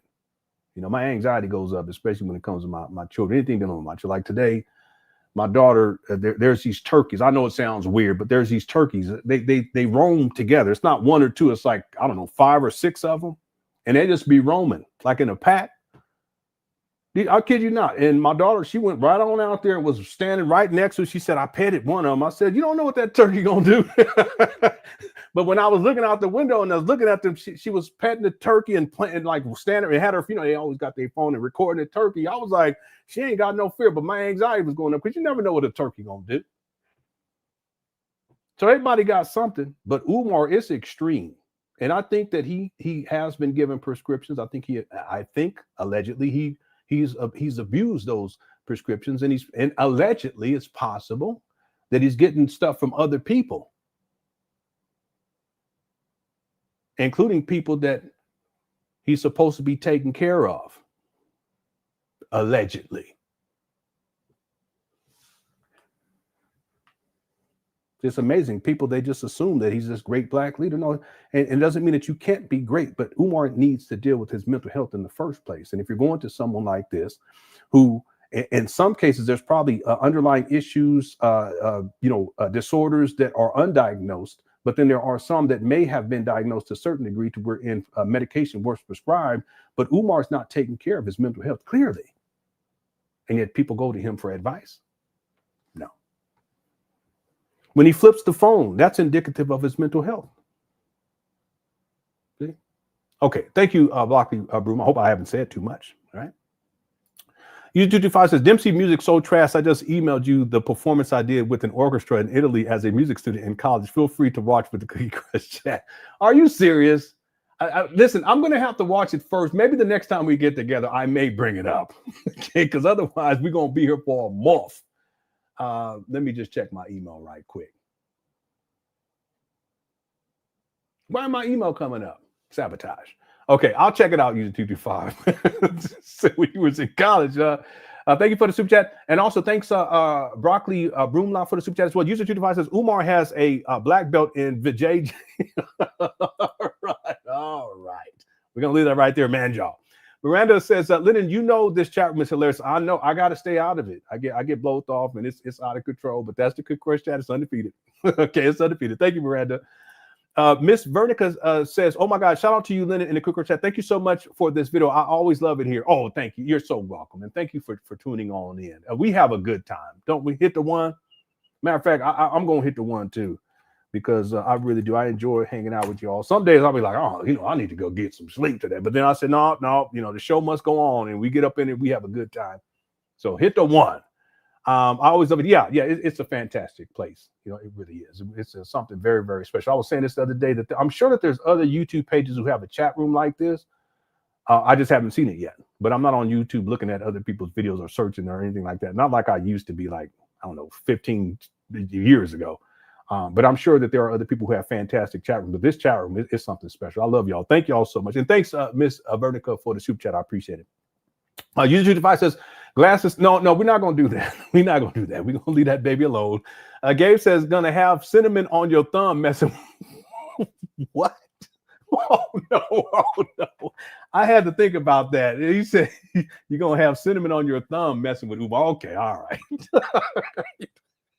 All righty. We're going to leave that one alone. Thank you for that. Booty in the Blowfish. Okay, y'all remember Hootie and the Blowfish? It was a brother that used to say. I remember that group. Yep. Thanks, sweet tea. Y'all, wow. Who is ginger ale? I don't know. The ginger ale is one of Umar's favorite drinks. He says he likes the Seagram's ginger ale. That's why in the past we've had marathons or birthday, I would always have ginger ale. Okay. All right. Thanks, Smart Barbie. Ginger ale and zebra cakes. That's two of his favorites. And cheesecake. That's two of his favorites right there. Okay. Thanks, Smart Barbie. Curl's line says, I have your faces you make reminds me of Mr. Bean. I never could get into Mr. Bean because that's a different type of a comedy, but I could never get into it. Like I like comedy, like I can watch my favorite comedian is I'm thinking of him right now. He wrote for Richard. I love Richard Pryor too, but he wrote for Richard Pryor. I can see him in my mind, right? That's I'm getting old. Paul Mooney. Okay, no disrespect. Rest in peace. He's my favorite comedian of all time. Is Paul Mooney. But there's other comedians that people really enjoy, and I watch them, and it's just not as funny to me. But again, comedy, it's really subjective. But I could never get into Mr. Bean. My wife, she finds him funny. One of my daughters finds him funny too. But my favorite is Paul Mooney. Top five, real quick: Paul Mooney, Richard Pryor, of course, Eddie Murphy. It's hard with these last two. I liked what's his name. He passed away. He was part of the Kings of Comedy. I can see here go my memory again. Bernie Mac. I don't know if I would put him in my top 5, but I should really enjoy him. Yeah, we could put Dave Chappelle in there too. I remember Benny Hill. My dad used to watch that when I was a kid. Yep. I remember they used to have women up there half dressed and everything. I used to sit there watching with him. But Richard Pryor for sure. Yeah. I would probably put Dave Chappelle. I like Mike Epps too. I think he's funny. Someone said Richard Pryor, Red Fox, Eddie Murphy, and Dave Chappelle. That's a good top 5 right there too. Someone put Ari Spears. Yeah, I was into Ari Spears for a while too. He was funny. Bernie Mac. what does this mean? Elaine says, "Hey, Lenon, hit the one." what do I have to hit the one now? What's in the world? Okay. Did I give you guys my top 5? Eddie Murphy, Paul Mooney, Richard Pryor. I would probably put Bernie Mac. I don't think I gave a 5th one. Probably what's his name? You guys know what I'm talking about. He used to do the Pimp Juice. I think I may put him in the top 5. See, at some point, we'll do a show like these types of things. We'll just do top 5 or top 10 most beautiful women or whatever. Men, because someone said I didn't say nothing. What am I going to say about the men? Good, great. What in the world? Yeah, so here's just a couple of people right here. Eddie Murphy, Dave Chappelle, Richard Pryor, Kevin Hart. I don't find Kevin Hart to be funny. No disrespect. I think he was funnier before, like earlier on.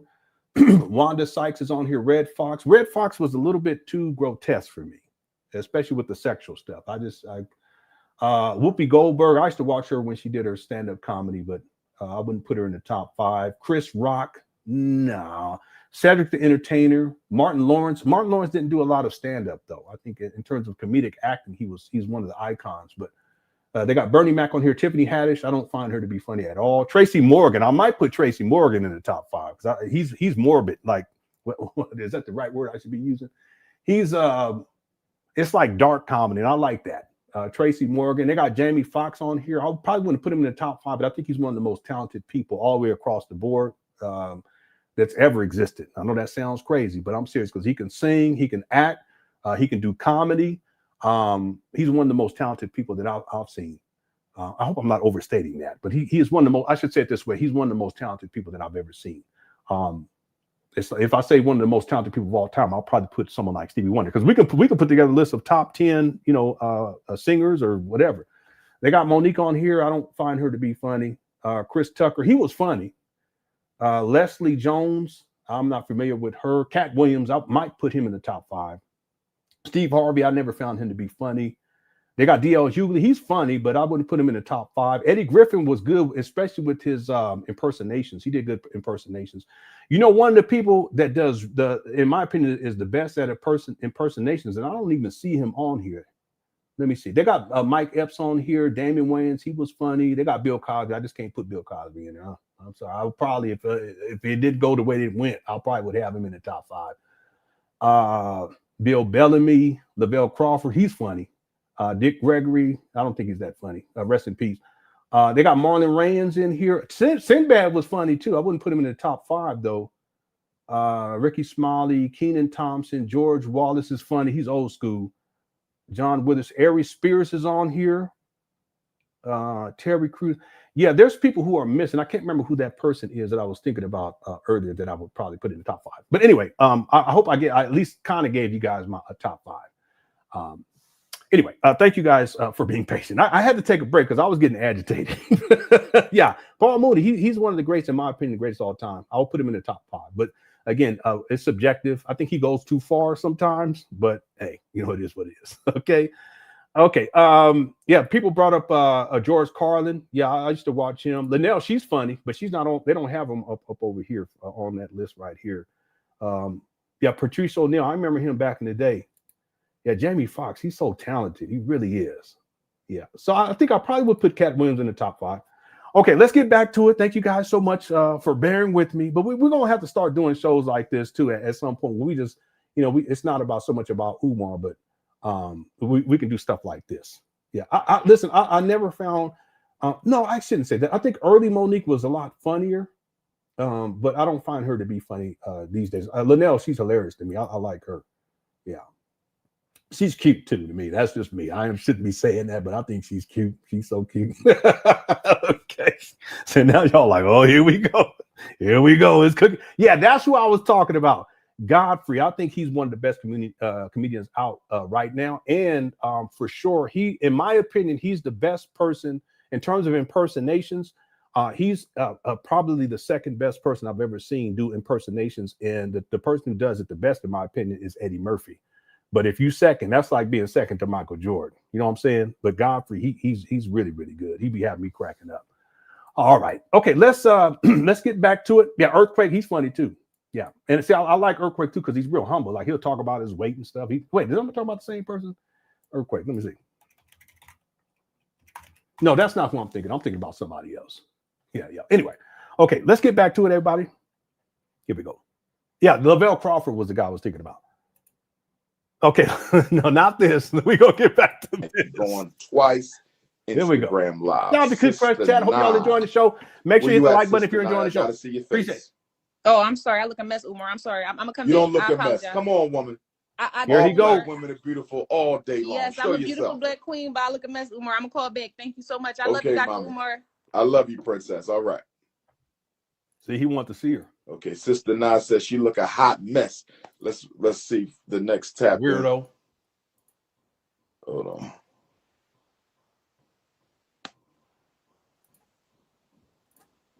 The next tap in. Let's see if Forever J want to top in. Forever J going once. Forever J going twice. Oh. All right, how you doing, sister? You the 225 got some skills, homeboy. Damn. Yeah, I'm gonna give you props in the future. We gonna yeah, man, right on, bro. I had no idea. Boy, them Asians, boy, they be Asians with the music, boy. I'm sorry, especially the piano. Them Asians can play some piano. You know what I'm saying? I'm sorry. I can get away with it. I told people I'm part Filipino, so I can get away with the shit. See, I can talk about black people. I talk about Asians too. Okay? I can't talk much about white people. We ain't got a lot of white people in our family. In fact, we ain't got none of them. anyway, yeah, man. Yeah, I'll pull that up. Maybe I'll try to figure out and make it turn into a skit or something. All right. Yeah, shout out to User 225. I'm impressed, man. All right, here we go. The Forever J. Finding yourself. Where you at in the world, Queen? What city? Newcastle, Delaware. Oh, you near FDMG? Yes, I am. Oh no. Don't go for it, sis. Please don't do it. You got a young baby too. Don't do it. Please don't do it. Oh man, it's so sad. It's just so sad. Why did you say booty in the bookfish? Oh my God. Let me get caught up in this chat room. Listen, Jalil says, oh, I'm sorry, y'all. I didn't mean that to happen. It's always, I'm always blaming it on somebody, okay? Today we're gonna blame it on Al Jalil. All right, thank you. It's your fault. Okay. All right. How did we get on? Oh, I got on. This is thank you, Curls Line. That's how we got blowed off, but it's all good. That's what we do in the Cookie Crush chat. Mixers Monica says, random question. Is Umar traveling through airports with his bag of guts and the pow pow? Yeah. At least sometimes, you know, because there are times where he'll drive, you know, he'll get a rental car, but yeah, he's had to. I mean, he's traveled all over the place. So it doesn't mean that he's doing that every single time, because I'm sure they have restrictions depending on where you're going. If he's going overseas, I'm sure he can't. I mean, there's probably situations where you can't bring a firearm like that because you would have to, you know what I'm saying? But the bag of guts, I don't see how they can deny that, because it could be perceived to be like, I don't know, like some foods, like if you have a bag of chicken, you know, fried chicken or something. But you know what, Mixers Monica, who knows? Umar may travel someplace and then he knows the location where he can get chicken guts or something and put it in the baggie to put in the bag. Ain't no telling. I would think that isn't it weird that we even have to think about that with this guy, with anybody? And Stevie Wonder said, you know, when you believe in things that you don't understand, you suffer. Listen, if you trying to catch a flight with chicken guts in a baggie,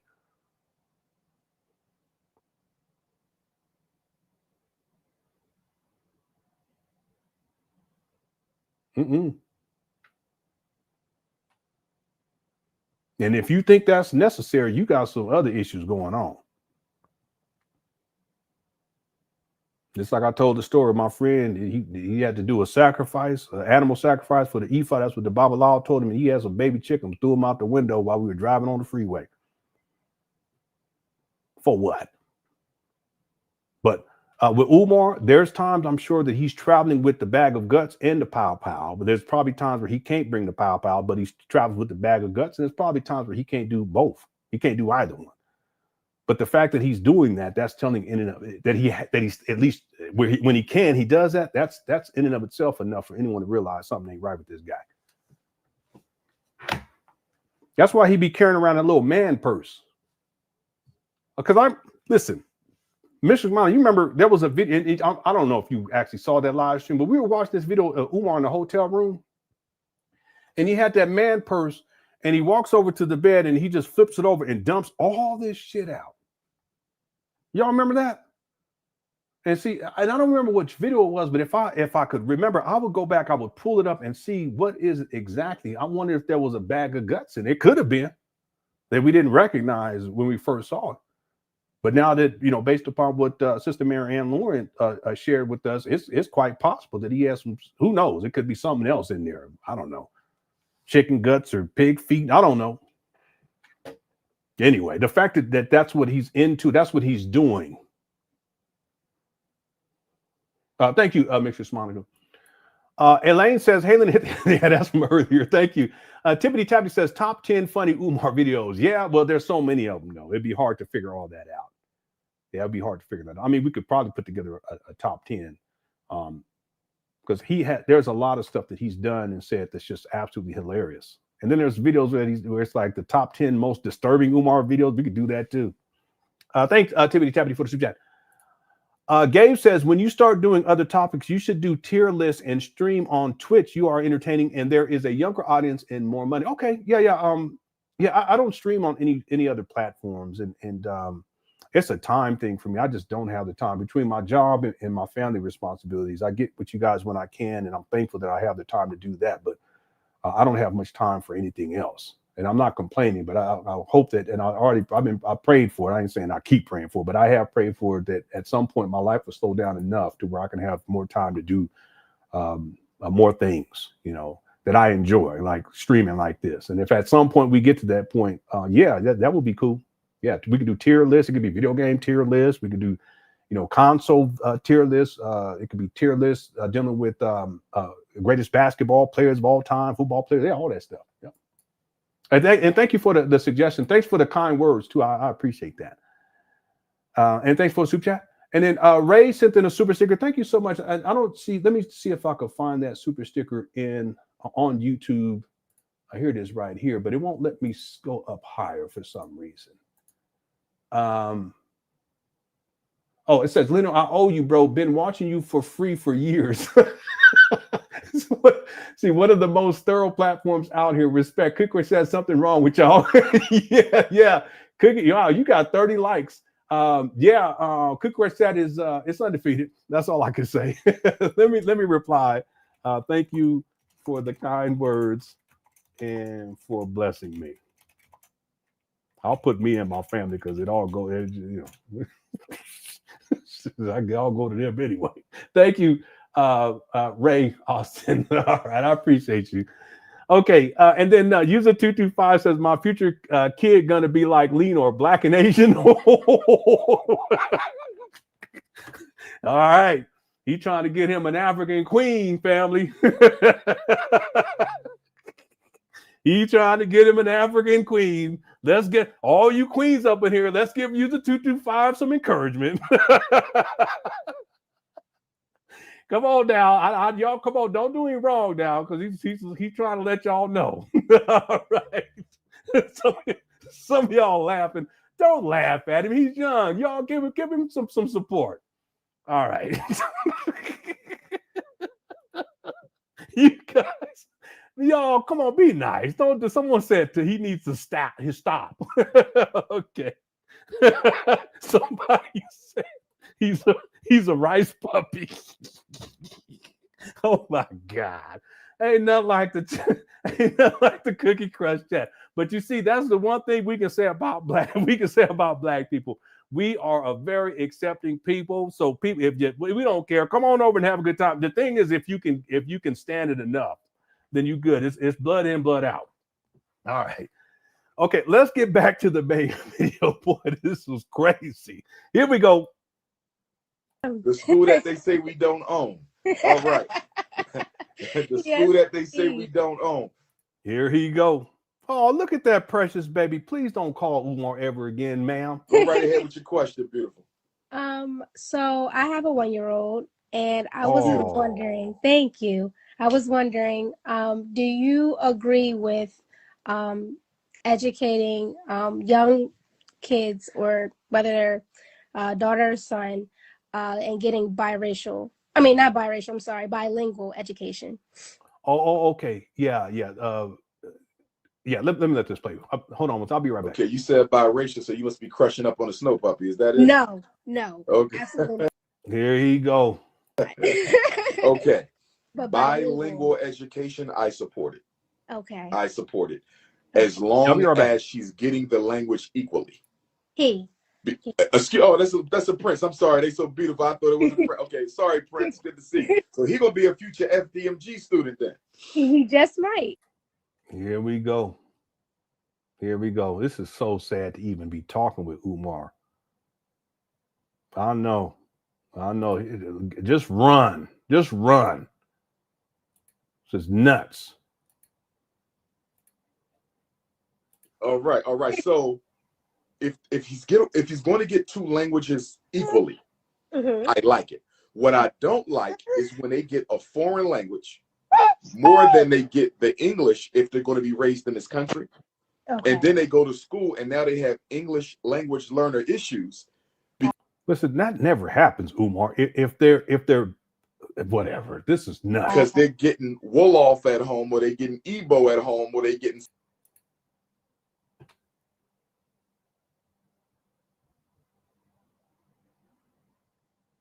What in the world are you talking about?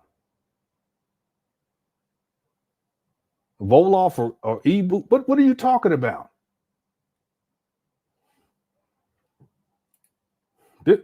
Boy, y'all need to stop calling this guy. Let me Spanish at home. And when they go to school, they not understand. Wolof, Igbo, and Spanish. Who are all over the place. He said Wolof, English, and Mandarin. Come on, Umar. Language, it can affect their learning. Okay. But if he's getting whatever that second language is, if he's getting it as much as he getting the English, I welcome it. Because the research is showing us, Queen, that children who are bilingual or trilingual, they tend to have higher IQ scores than the regular children. So we don't know why, but the thinking is when you speak more than one language, you have to access. Yeah, I'm so sorry. I just feel so bad for this young lady calling this guy. And she stay out there, so ain't no telling. Please, ma'am, if you happen to see this video and Umar try to hit you up to say meet him up somewhere, don't do it. Okay, for your sake, but also for the sake of this baby. Okay, please hear me on that. More than one part of the brain, because as humans, we only use about 20% of our brain. Exactly. You see? So there's a theory that when you speak multiple languages, you have to use more of your brain than what people who only speak one language use. So yes, if you can expose him to 2, 3, 4 languages, do it. Just make sure he's getting his English as much as he's getting the others, and he's good to go.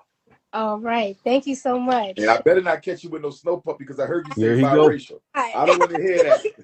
Absolutely. Be blessed, Queen. Be blessed. Likewise. All right, yeah. One love. All right. She said biracial. Let me find out. She looking for a snow king. She looking. He said a snow king. What in the world is a snow king? Umar, you tripping? U225 says Umar knows nothing about this because he's a deadbeat. No, that's true. Cantonese was my first language, and as a very young kid, I had no issues with learning English. Yeah, he just trying to come up with something. That's all. That's what he does. People ask him a question, he don't even know what he's talking about, but he'll just keep going. And he talks so convincingly that people think that he knows what he's talking about.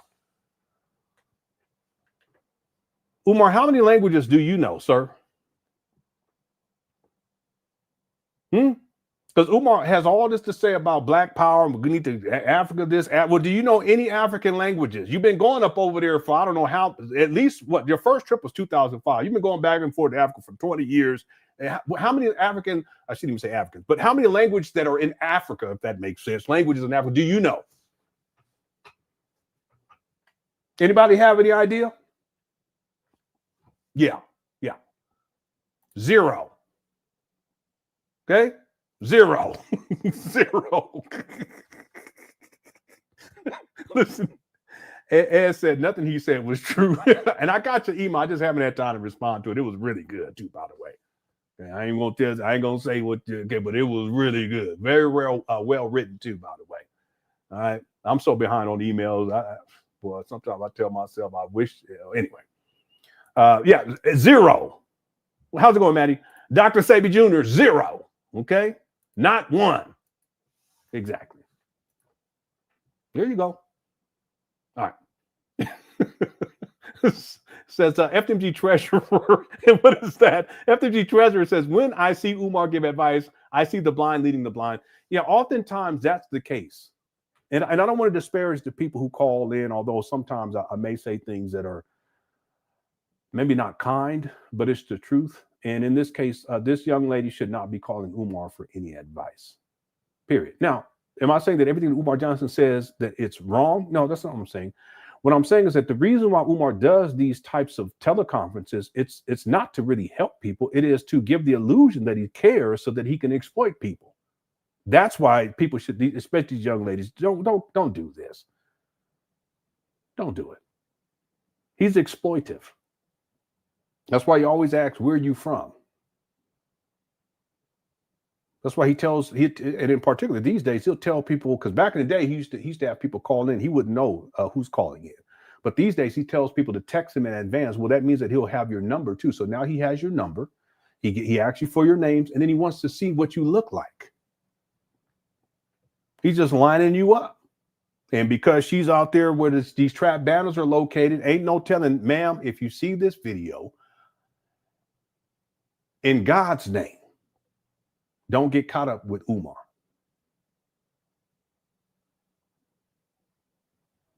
That's one of the reasons why I do these videos. I hope it will reach at least 1, 2, maybe 3 of these young ladies that otherwise will get caught up.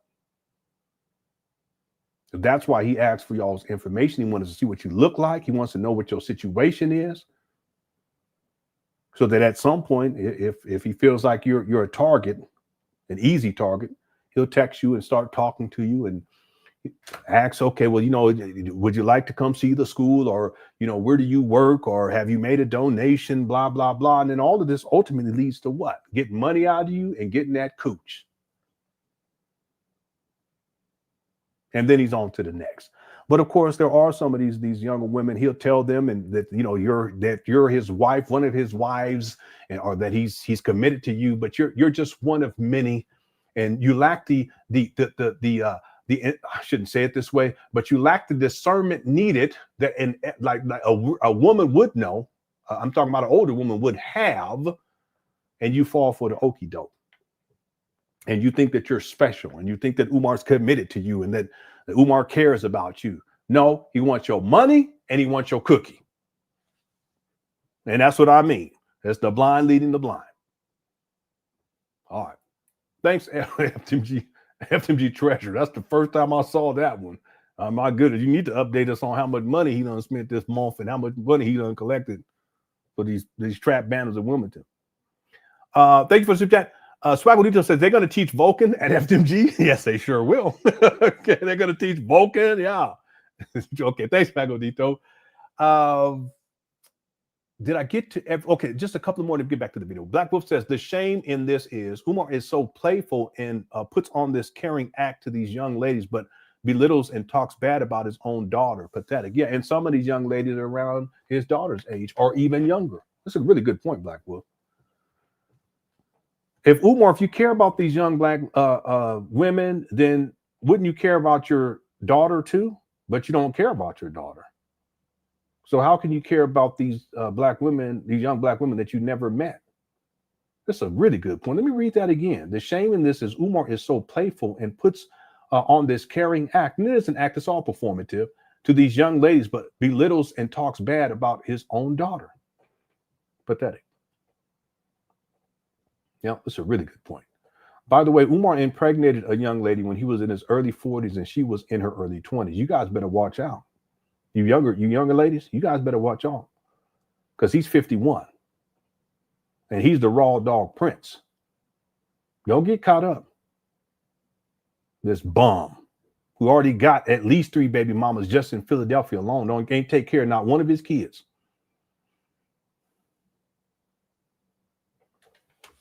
He's a disgrace. Thank you. That's a really good too, Blank. Well, y'all been making some good points. Thank you. I know we goof off too, but y'all been making some good points. Swagmanito says Umar is fluent in Ebonics and Scamanese. Yeah, especially Scamanese. That's Umar. Okay. All right. Thank you, Swagmanito. Let's get back to it. Thanks everyone for tuning on in too. By the way, we're going to go here for another. What time is it? We're going to go for at least another 45 minutes. I'm going to take my time because we got to get through this other video too. The poll question, 1,160 votes so far. Is Umar Johnson the raw dog prince? 85% said yes, 15% said no. And at this time, we have how many likes? Our goal is 700. We are at 559. Okay, 559. Let's see if we can get to 600, at least 600 before we close out this live stream. There's a chance that we can do it. We have 1,165 people in the building. If you haven't hit that like button, you're enjoying the show, go on and hit it. We're at 561, 561, 561. We're trying to get 565, 565, thick in the thighs. 561, 561, 561, 565, 565. We got 569. 569 can be to 570. 570, 569, 569 going once. Ladies and gentlemen, 569, 569, 569, 575, 569 going twice. I'm about to sell it right here. We're at 577, 577, 575, 575, 585. Get a 585, thick in the thighs, thick in the thighs, family. 585, 85. Come on, Queens. Come on. He starts talking like Umar. Come on, Queen, get the cookie. We need the cookie, family. We need the cookie. 585, 585, get the 590. Get the 590, cookie, 590, cookie. We need 590, 595, 595, family. We trying to get to 600, family. We need 5 more. We're going to sell it right here. 595, 595, 565, 565 is going once. 600, family. 6 of mayonnaise. It's that simple, family. Okay, but our goal is to get to 700. Shout out to Black Anonymous. Shout out to Lene.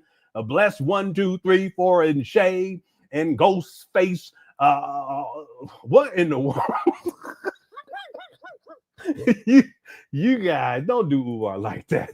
Shout out to Simply Complicated, Rumble, and Lene and Patricia's Ragonito and Catherine. Everybody else, how's it going, Alexa? Hope you're doing all right. The star intuition. All right, thank you guys so much for tuning on in. All right, let's get back to it, ladies and gentlemen. We got up to 616 likes. Our goal is 700. All right, here we go. We're almost done with this video, but there's a second one we're going to get to tonight. Here we go. Snow King. Snow King. Wow, crazy. Ladies, behave, ladies. Here you go. Behave. Yeah, the 600 Club. Okay. Let me see. We got any more? We going back to the IG. What's up, Vaughn? Thanks for tuning on in. At ease, my queens. I don't know. I ain't never heard that one. Let me see. My Georgian queens. And how's it going, Jesus? My whole has changed. There you go with the sniffing. Hello, brother Anwar. How Savannah, Georgia? Oh my goodness, it's about to be crazy. I can already tell. Here we go. Treating you, bro. It's treating good, so it's treating good. I was just in Savannah, bro. I just flew back to Philly from Savannah the day before yesterday. Yes, I had to go to the Oyotunji African Village in Sheldon, South Carolina. So I was at the Oyotunji African Village, and I also had a chance to drive to Beaufort, South Carolina, and I visited the new Harriet Tubman statue that they just built and outside of the. So what? He always got to make it about himself. What they got to do with anything? Tabernacle Baptist Church in Beaufort, South Carolina. Shout out to all my Gullah Geechee Africans down there in the Low Country. Yes, sir. But go right ahead with your question, my brother. Visited the Oyotunji temple not too long. Yes, sir. Yes, sir. I had to go get some spiritual work done to get some of these coonish energies off me. I got a lot of cyber thoughts and struggle streamers who keep throwing dirt on my name. So there you go. There you go. I had to go get some spiritual power, my brother. They was draining my power. I had to get my eyes shut. Listen, if you going down there to get spiritual power and you still inside your mama closet, something ain't working, homeboy. Something ain't working. There we go. Back up. You know what I mean? But let me throw this at you before you speak, though, bro. I haven't spoken in Savannah in a minute. So if you know of a space that we can use for the community, let me know. There he go. He got Savannah. I got a lot of. He got a bag. He got a bag. Most questions. Most definitely. Most definitely. I'll try to tap in with you about that. No doubt. No doubt. Go right ahead with your question, my brother. But so I have You see how he got a bag? Listen, I got somebody sent me one of these. Hold on, let me play it. I know I'm being petty, but watch this. Hold on one second, everybody. I got to do this. I can't help myself. Introducing the Prince of Panhandlism Deluxe Talking Figure. Style, swagger, and plenty of game. With phone, gin bottle, plush bunny, and zebra cakes included. Hit the Cash App. FDMG is coming next year. Where my Someone just sent me this one. Time to fix up some fun with my first FDMG Fixer-Upper School from Play School. Paint on fresh colors, pop out the removable HVAC, and clean up with real-looking trash and litter pieces. Build it. Paint. It's a pop out HVAC. It's time to fix up some fun with my first FDMG Fixer-Upper School from Play School. Paint on fresh colors, pop out the removable HVAC, and clean up with real-looking trash and litter pieces. Build it. Paint. Boy, people are wow. yeah. It's a removable HVAC. Who's coming up with this? They have to be someone that's been watching the show long enough, okay? Because the HVAC saga, that goes back way long time ago. It's the pop out HVAC. Okay, one more time. And then we get back to it. That's crazy. Time to fix up some fun with my first FDMG Fixer-Upper School from Play School. Paint on fresh colors, pop out the removable HVAC, and clean up with real-looking trash and litter pieces. Y'all see the kids? It's time to fix up some fun with my first FDMG Fixer-Upper School from Play School. Paint on fresh colors, pop out the removable HVAC, and clean up with real-looking trash and litter pieces. Build it. It's funny because earlier I was saying they should have a school too that you can get to. There it is right there. Okay, all right, let's get back to it. Boy, that's wild.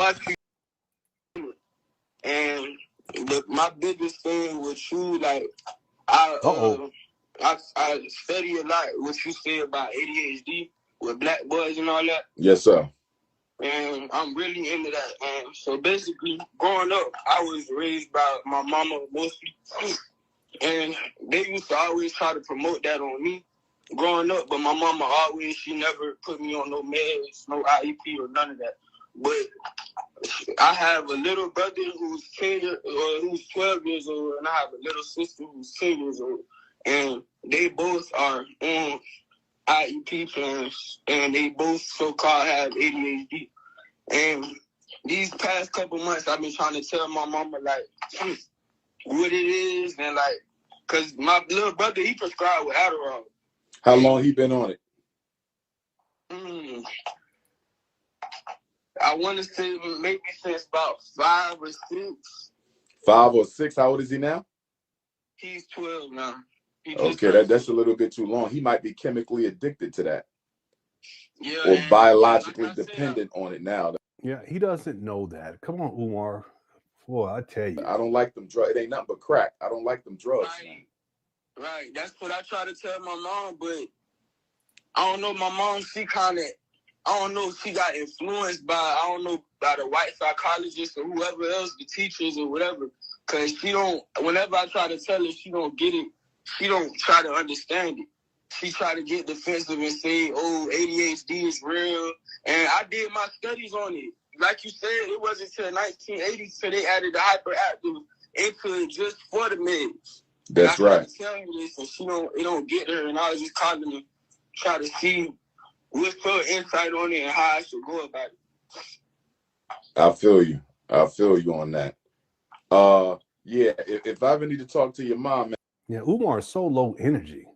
Man, just shoot me a text, but she need to get him off them drugs, man.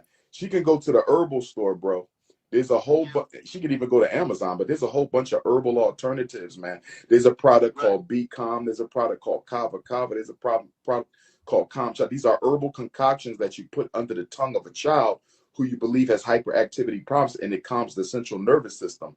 You know what I mean? There's a lot of natural remedies, bro. She don't need to be using them chemicals, but I'm gonna make the argument that they never had no ADHD anyway, and that the decision to get them evaluated and medicated was premature.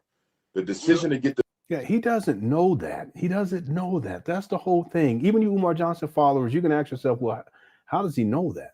He doesn't know that to be true, but he says that because it fits his narrative. Meanwhile, I have video of Umar admitting that he has ADHD. I can pull it up right now. He said he struggled with it his whole life, and it's very clear to me that that's what's going on in addition to other disorders, but he's admitted it. So if it doesn't exist, and he always says it, I mean, Umar is all over the place. That's why he destroyed his career as a school psychologist, because he had a propensity to say that, you know, it doesn't exist, and these children that I'm evaluating, they don't have anything wrong with them, etc. But that's just his own personal issues. He believes, even though he has admitted that he has ADHD, he believes that it doesn't exist, and that the reason why it doesn't exist is because, or the reason why it appears as if it exists is because these boys don't have any daddies at home. That's why he calls it ADHD as ain't no daddy at home disorder. What? It's not scientific. And I have him saying one time, you know, they could never diagnose me because my daddy was in my life. And no, your daddy wasn't in your life consistently. You just think that it was consistent because you're a deadbeat, and compared to you, your daddy was in your life. But in truth, he wasn't in your life. He wasn't shit either. He was a Rolling Stone. He abandoned that family and reduced you guys to living in poverty, and then ultimately shipped you off to a boarding school. But Umar, in his own mind, I think as part of it is because he wants to believe that somehow he doesn't have ADHD, and the reason why he doesn't have it is because his daddy was in life. But that's not even true. Number one, he has it, he's admitted it, but also his daddy wasn't in his life either. It's a really twisted logic with Umar. It's not even logical, but it's twisted. It's a twisted mind. But he has a propensity to simply say that they don't have it. How does he know that? He hasn't talked with the child. He hasn't looked at any paperwork. He hasn't diagnosed the child. He's not even qualified to do any of that. He's not even licensed as a psychologist, as a school psychologist, as a psychotherapist, as he used to call himself. He's never been licensed. Currently, he holds no professional certification. So how does he know that? You, Umar Johnson, ask that question. He doesn't know that, but that's what he does. He goes right to that every single time. Dangerous. Evaluated and medicated was premature, and your mother needs to discontinue this. But she has to do it under the supervision of a psychiatrist, though. And to inform you on something else, they don't have their dad in their life, and that's what they. See there, this young man's been listening to Umar. Now that's good that Umar said she needs to do it under the supervision of a psychiatrist. But Umar, you're not a psychiatrist. You're not even in a position to know exactly what this child needs in the first place. So you shouldn't be speaking on it. Probably too. Their dad, he raised me for about 7 or 8 years of my life, and then he left around when they was like, my little brother was 5 and my little sister was 4 when he left, and they've been dealing with that. He in their life, but he barely sees them, barely talks to them or anything. And I try to tell my mom, they don't have ADHD, they just have a discipline issue where they don't have their father in their life. And with me being in, yeah, he's using Umar Johnson talking points. This is not individual thought or critical thinking. He's just repeating verbatim what Umar has said over and over again. Big brother, I don't live with them. They live in Charlotte. Okay. I live in Savannah. So me being their big brother, I grew up with them. I almost could say I helped raise them. So they a big well, part good for you. Even though they're not my own children, they is a part of me. So good. That's awesome. It really just, it hurt me to see Powerful. on this type of things. And now my mama saying that my little brother, he acting up in school every day. Like he just started middle school. He just started 6th grade maybe 2 months ago. And my mama getting calls saying that, he acting up in school, this and that. And yeah. I got you, bro. Well, yo, keep up the good work. Tell your mom, Dr. Umar said we got to get them babies off the meds, but she has to do it under the supervision of a psychiatrist in case there's chemical addiction. But you got my number, bro. So just let me know if I ever need to talk to your mom about this. You know what I'm saying? but we need to start getting them off the meds. Long-term, irreversible side effects, bro. Kill brain cells, mess with your organs. It could cause psychosis. It could cause sleeping problems, eating problems. Yo, a frontal lobe dysfunction, you know, where it affects with your executive function, your ability to walk, to stand, to control your saliva, to urinate. Like, there's a lot of side effects that come from drugs. I don't like it at all. So, yes, you're doing the right thing. Influence your mom to end it. And if she needs some advice, just text me, man. We could get on the three-way and talk to her. Okay, yes, sir. That sounds like a plan. I'll definitely keep in contact, man. Dr. Umar, keep doing your thing. Yes, sir, bro. I appreciate you, King. All right. Yeah, and I appreciate that Umar made that specific point. He said that we get with a psychiatrist. So that's good on Umar's part. But he shouldn't be online talking about this child in the first place because he knows nothing about the child. He's not qualified to be speaking on these topics in the first place. Again, a lot of people think he's a school psychologist. He's not. Furthermore, just because you're a school psychologist doesn't mean that you arbitrarily get online and pretend to be some great psychologist or psychotherapist or whatever the case may be. I want to play something for you guys from a video from 2013. And Umar, I have him on record saying that ADHD does not exist. But then I also have him, I've had him saying that ADHD has to do with ain't no daddy at home disorder. So the reason why these boys they exhibit these signs of ADHD, I guess, if that's what you want to call signs of ADHD, is because they don't have any discipline at home because they don't have no daddies at home. But the truth is that there are plenty of people who had their fathers at home and their children have dealt with ADHD or other issues, right? But this is what Umar Johnson says. But what's interesting is that if we go to the 2 hour and 42 minute mark of this video from 2013, September 14th of 2013, I want you guys to hear what Umar says here. It's telling in and of itself.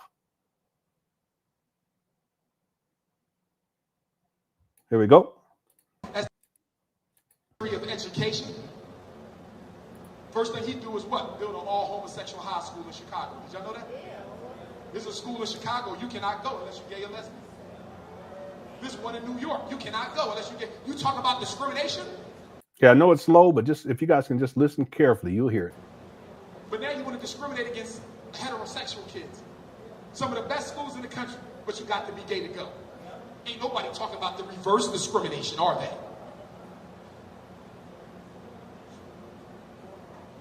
I'm sorry, I went on the ADHD tangent. I got some Adderall, Strattera, Concerta. I was ADHD my whole life. I got 6 degrees. If I can make it, why can't your son make it? Stop making excuses. You don't need no drugs to be something in life.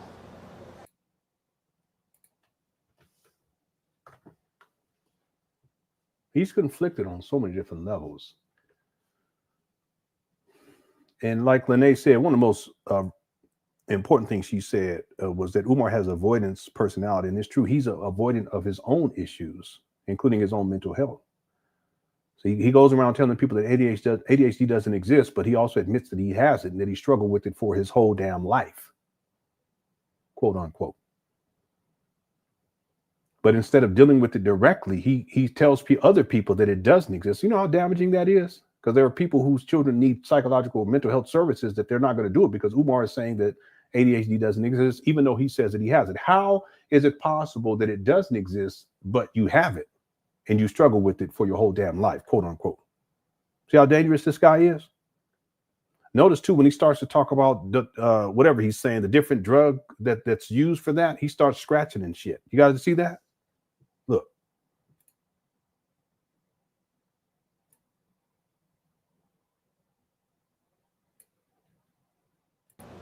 But now you want to discriminate against heterosexual kids. Some of the best schools in the country, but you got to be gay to go.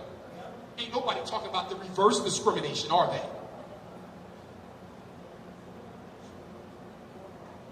I'm sorry, I went on the ADHD tangent. I got some Adderall, Strattera, Concerta. I was ADHD my whole life. I got 6 degrees. If I can make it, why can't your son make it? Stop making excuses. See his hands? Well, watch this. You don't need no drugs to be something in life. See that? But with the reparations, I don't like the way it's being done. It needs to be global.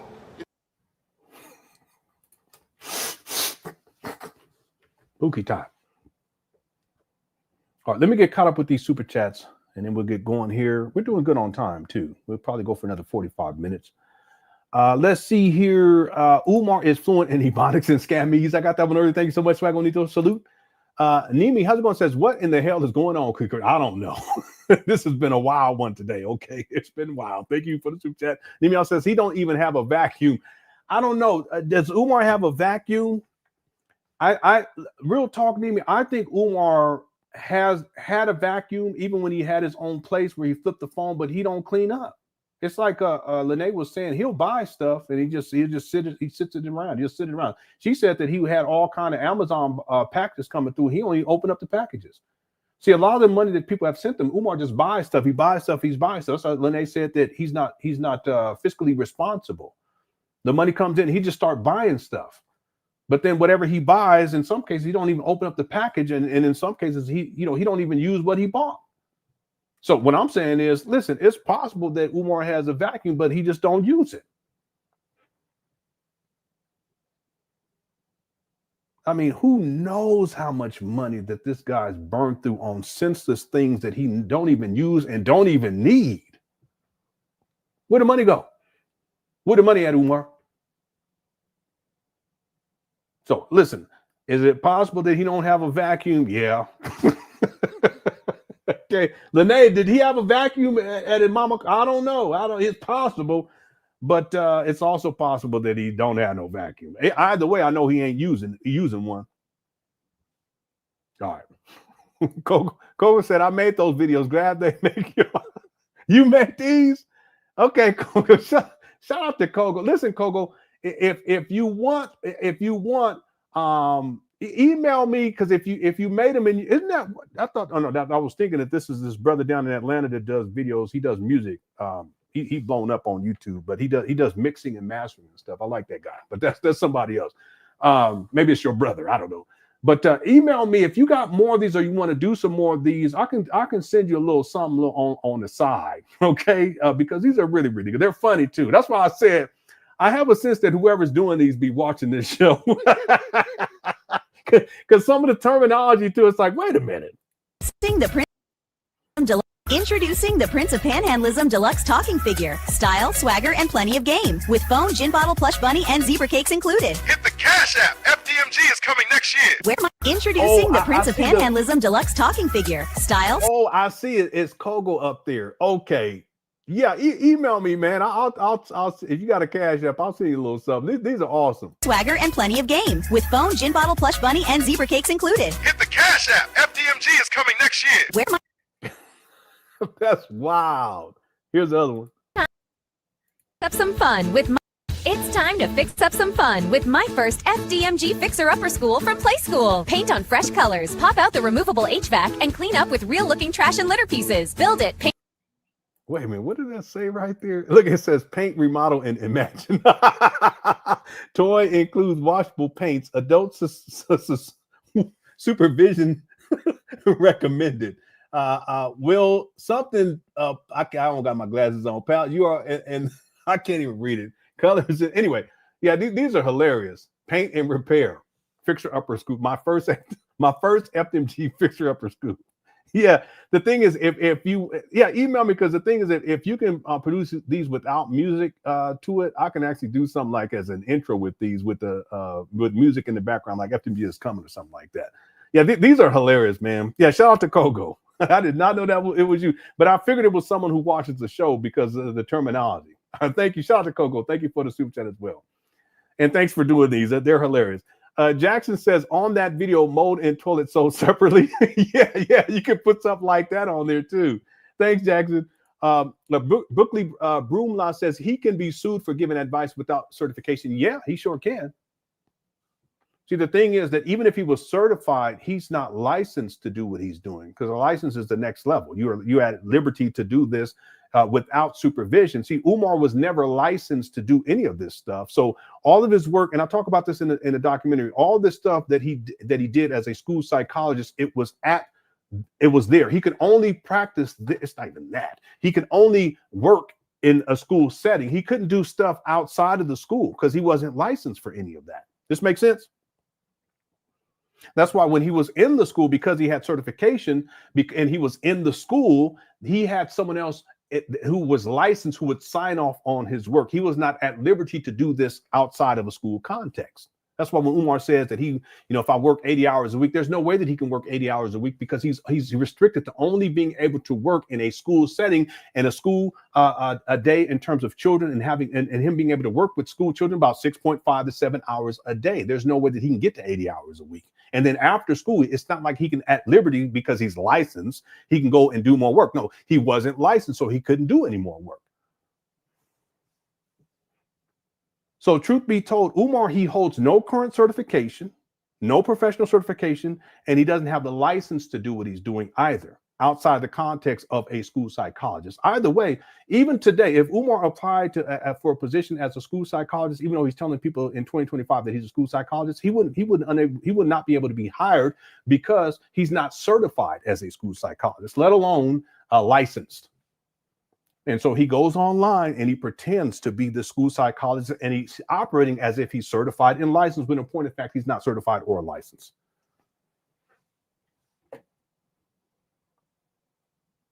Thank you, Broccoli Bruno. And it's true, he could be sued for this.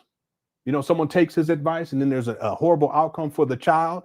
They can go back and sue Umar. They sure could. Thank you for the super chat. How's it going, Lisa? Lisa says, Umar has nothing to offer. He's a one-trick pony. Each analysis is exactly the same. And this is a huge point. Now, I tend not to do videos where people are calling in, because I look at these people, and I'm not saying this in a negative way, but I look at them as victims of Umar. Yeah, they're willing participants, and I get all of that. But you see, oftentimes it's younger people, or it's women who are in dire situations. They're looking for guidance. Then you hear men call in, and these men tend to kind of like have difficulties in male-female relationships. They're having difficulties in terms of their children that they've created, this type of thing, right? But I tend not to do these videos because I look at them as victims. They're still willing participants. I get that. But when we do these videos, you'll notice that Umar's analysis is exactly the same every single time, with one caveat. When it's a woman who calls in and she's talking about negatively about her baby daddy, Umar has a particular approach to placate to the woman. But then when a black male calls in and starts to talk bad about his baby mama, Umar begins to externalize his experience onto the situation, and then he placates to the black man. But in terms of the analysis, it's always the same. Good point. See, and that's why I'm saying Umar is dangerous, because everyone's situation is not the same. It's not. And he doesn't know anything about the child per se. He hasn't looked at any documentation, any paperwork. He hasn't sat down with the child. He's not even qualified to do that. He doesn't have a certification or license to do that. He hasn't looked at medical records, or he doesn't know what the medication that the child may be on. He has no idea. But he always has some sort of response to these situations. But if you look at it over time, you'll see that the analysis is exactly the same. You know what's even crazier, Lisa? That if we go back to 2005, if we go back to 2004, 2003, 2002, 2001, the analysis was exactly the same. Umar hasn't changed. That's how he destroyed his career in the Philadelphia school district, in the public school system.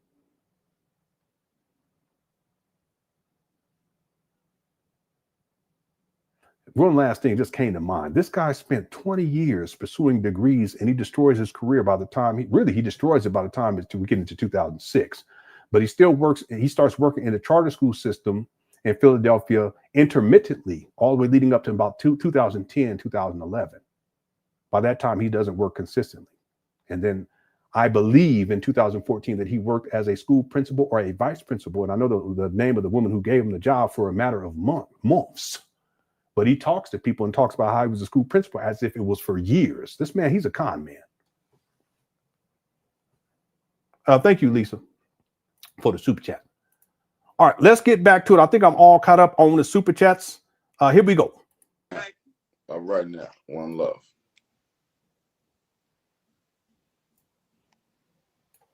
Let's go to this next call. We're going to go until 10 o'clock. I'm going to do Instagram tap in a minute.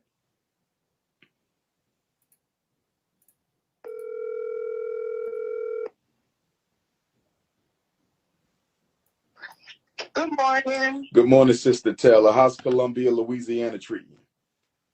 Oh, it's great. It's great. I got a question for you. Columbia is near what major city? Shreveport, New Orleans? Again, he's doing this to try to see where they're located so he can try to beg them for an event or venue, a venue.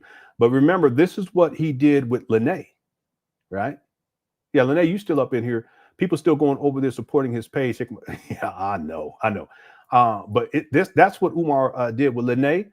That's what Umar did with Sister Mary Ann. That's his, and you notice well, I'm gonna leave it right there. He has a history of this. He claims to be the most requested scholar, but what he does is he uses women to organize these things, and the way that he filters through women to figure out who he can have do work for him is exactly this. He'll ask him, "Where are you from? Where's that close to? Maybe I can come out there and speak about such and such." So it's not that they're requesting him. He's talking to random people that he does not know. And he talks to them to figure out whether or not they can do for him what he claims everyone is doing for him. No, he's begging for it. He's not the most requested. Someone said he's the most requesting, and it's true. Baton Rouge, Lafayette. Oh, we're about 2 hours from Shreveport. Okay, I spoke in Shreveport about 2-3 years ago. So what? But go right ahead with your question, my queen. Yes, sir. So I have a 5-year-old daughter, and I also have a 17-year-old goddaughter that lives in the home with us.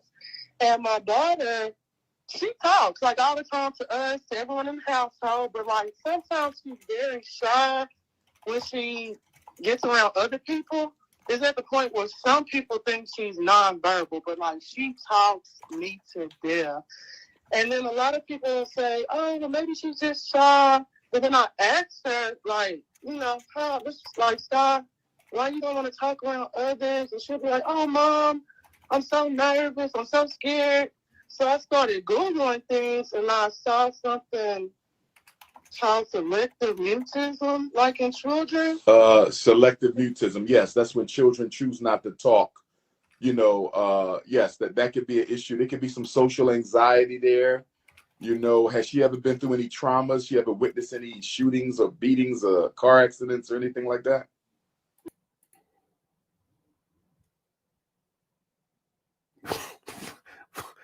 What? Shootings or beatings or car accidents? What are you doing? Damn. I mean, has she witnessed any velociraptors, exacting carnage on human population?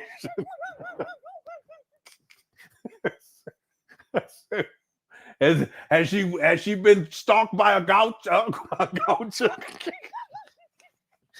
in the Badlands? I don't know. Who are crazy? You know what I'm saying? Boy, let me stop. Boy, this guy. Has she been abused by a Klingon warrior? Damn. Can't black people live a normal life, Umar?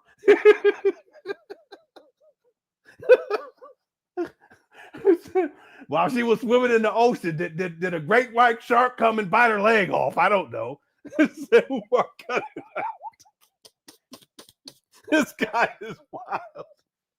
Did aliens come and punch her in the nose? All right, that's enough. This guy is crazy. Yeah, his horror movie logic. This guy, he loves horror movies, so maybe that's where he getting this shit from. It is. Umar, he crazy. All right, let me, yeah, that's, I'm going to say that's Umar's assessment. Yeah, all right, here we go. I don't know. Did she participate in any drive-bys? I know she's 10 months, but these babies these days are gangster. They gangster. All right, no, sir, not at all. Okay, I mean, it doesn't sound like much of a problem to me. What you can do is just create a discipline program for her. What I mean by that is where you're going to motivate her. Like, hey, say, listen, if you start speaking. I don't mean to laugh, but because one of my daughters, she knows all of these Tauruses or whatever they call them. Says, has she ever been stomped by a Tyrannosaurus? I should tell my daughter that she be cracking up. Let me get out this chat room. That's wild. Here we go. You know, if I think you spoke enough to people outside the house today or to others than me, you get a smiley face. And if you get a certain amount of smiley faces on the weekend, we can do something fun. Here he goes. You can motivate her to do more speaking with rewards. Now, when's the last time she had her hearing checked out? Has she had her hearing checked out just to make sure there's no hearing issues? So she's in kindergarten now. I believe before she went to preschool last year, like she had all those tests done and everything was fine. You see that sheet back behind him moving? Because he's right up against the wall. Okay, it don't sound like much of an issue to me, but I definitely think that you can entice her to get more motivated to speak more often by providing her with some rewards. That's what I would do. Okay, thank you. Because I know she's so nervous in school, and I don't want that to affect her. Right. Because I know she talks some at school, but not a lot. And then at that age, I think when they're testing, they may be asking like verbal questions. Okay. And then maybe she's not responding. Because when I talk to her and do homework at her home, it's no problem. But like it's calendar rewards outside of the home. And then sometimes with other family members that she has been around. Yeah, that's the question that he should have asked. Okay, well, what is she nervous about exactly? Anyway, Umar. She don't really talk. She'll like nod or point or say one word. But like I said, with me and my goddaughter or people she's more comfortable with, it's like a conversation. Yeah, you're absolutely right, Bridget. It's scary. These parents came to Umar with things they should be calling professionals for. Yeah, absolutely. And it should be private too. It should be private. But Umar, he uses this. Well, you know what the deal is. Here we go. It's sad. It's like me and you are having now. I got and you. It's been like this for a while. So I guess I'm just a little nervous. I think you need to get her. I also think you need to get her a counselor, not a school counselor, but on the outside. Find a counselor, a therapist, or a psychologist. You can just Google them. Google. Yeah, that's good advice right there. But they shouldn't be calling Umar in the first place. It's crazy. Black therapist. Yes. I spoke to her doctor about this, and they were supposed to refer me to someone, but you don't need a referral. Just Google them. Just Google black therapist in Columbia, Louisiana, and have her go to one of them and have her maybe 5 sessions to see if they find anything else. Because it may be anxiety, general anxiety. It could have came from anything. You know, everybody's born different. Everybody has different temperaments. She may just have some general anxiety that she can work through with a counselor. And then we also do something that's called desensitization training, where we can slowly ease your daughter into becoming more. What do you mean comfortable speaking to people? That's a part of the treatment plan for therapy. So I just think she needs a good counselor who can start working with her on that, so it don't get worse, because we don't want it to get worse. Okay. Thank you so much. That's been so helpful. No problem. Keep me posted if you ever have any issues. You got my number. Okay, yes, sir. Thank you. All right, Mama. Be blessed. Right. Mama, boy. Let's go to the tap-ins. Let's go to the tap-ins. Yeah, he is. Let's go to the tap-ins. Let's go to Rich Forever. We're Brother Rich Forever. Oh, that's good, lovely Elizabeth. Rich that's Forever. Awesome. Yeah, I was talking to somebody today about this. Like, that's one of the things I would like to start speaking on this more. Just in terms of Black people, oftentimes it's like that's something that we don't do. We don't go and get therapy or see a counselor or psychologist or anything like that. But it's something that it needs to be promoted more. It reminds me of this brother. Real quick, as a side note, he was in the documentary that I did on gangster rap, and he knew Eazy-E back in the day, Dr. Dre, I was gonna say Boys in the Hood, and NWA. In fact, Dr. Dre was in his group. His name is Lonzo. Dr. Dre was in his group before he joined NWA. But anyway, these days he's doing is encouraging Black men to get checked out for prostate cancer. He's older too, but it's such important work. And the same thing in terms of getting mental health services and so forth. That's something that I would definitely encourage people to do, and I should probably start speaking on that more. So that's awesome that you were able to get those services. It's just that Umar's not the person to go to. He's not.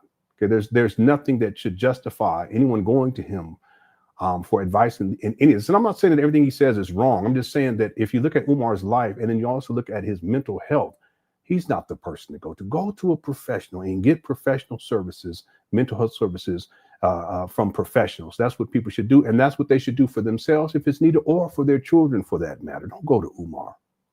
Yeah. All right, let's go. Rich forever going once. Rich forever going twice.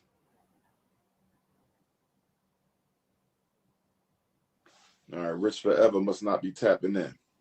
Yeah, I agree. I totally agree with this. Who tapping in? Yep. That was brother Rich forever. Mm-hmm. Yep. Yeah, you're right. Let's go to brother Patah Haru.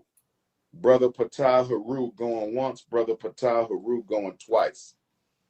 Brother Patah Haru going 3 times. I remember Patah and Haru and Aset and Asar. I remember it. Yes, indeed. All right, who tapping in? Nimi said that sloppy red hoodie is driving me nuts. Why you call it sloppy though? But it's true. It's true. Thank you for the super chat. Well, y'all ruthless. Also, Brandon, what's up? Brandon says this man is not recommending a speech therapist, etc., for that problem. He's useless. Yeah, I know. There's someone in the chat room who had brought that up. Yeah, speech therapy. Start there. He got to go and talk about all this other stuff. You know, where she stomped by a velociraptor, all this stuff. No, he should have said, well, listen, has she had any speech therapy? You know, you should go to a professional. Really what he should have said is, listen, I shouldn't be talking on this anyway, but you should have her go see, take her and go see a speech therapist. But he should ask in the first place whether or not she's received those types of services. And that can be done through the school system if needed. Right?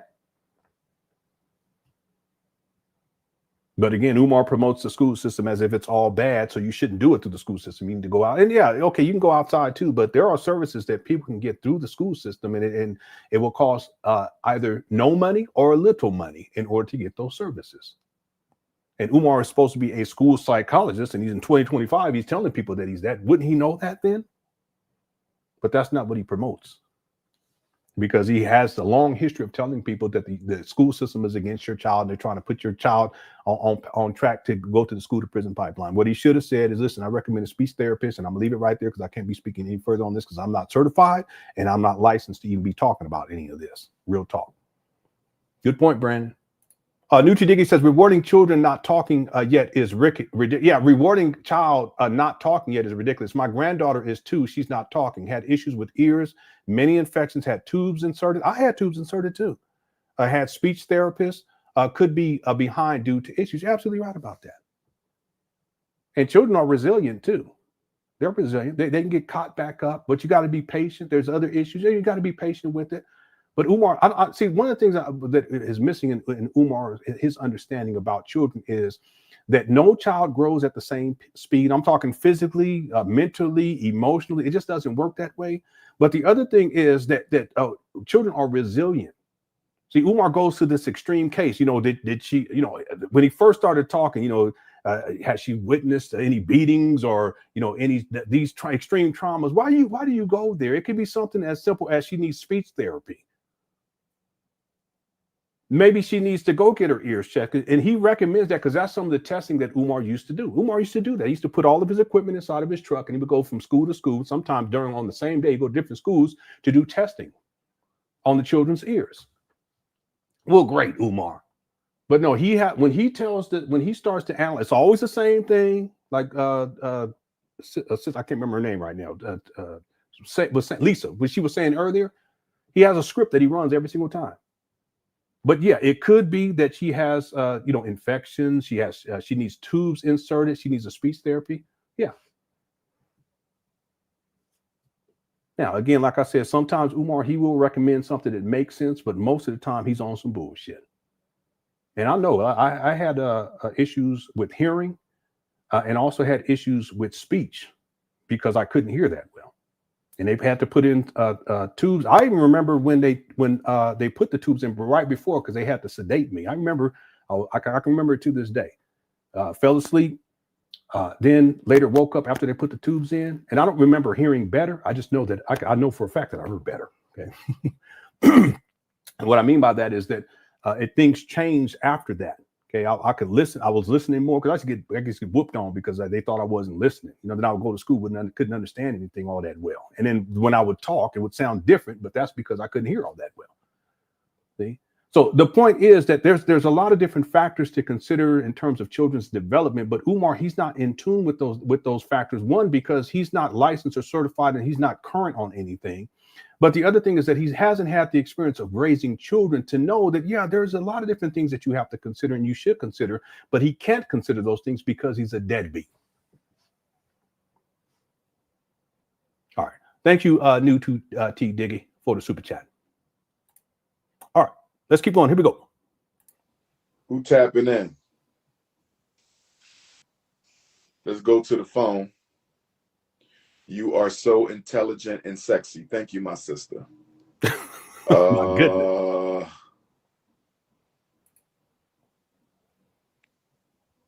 We must stay focused, my brothers. We must stay focused. Let's see who else got a question. Where we at? Let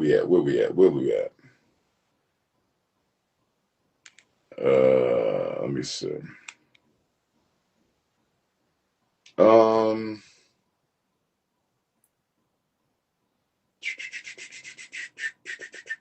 Afro-Hispanic queen. All right. All right. I'm trying to get y'all to tap in. Afro-Hispanic. You know what? Let me end this and start right back. Okay, so I just looked. This other video is long too. It's almost an hour. There's no way that we're gonna be able to get through this this evening. So what I like to do is table this for Monday, unless Umar actually goes live this weekend. I don't plan on live streaming, but I'll have videos up, replays up for Friday, Saturday, and Sunday. It'll be shorter videos, replays, so that y'all can get together as a Cookie Crush chat.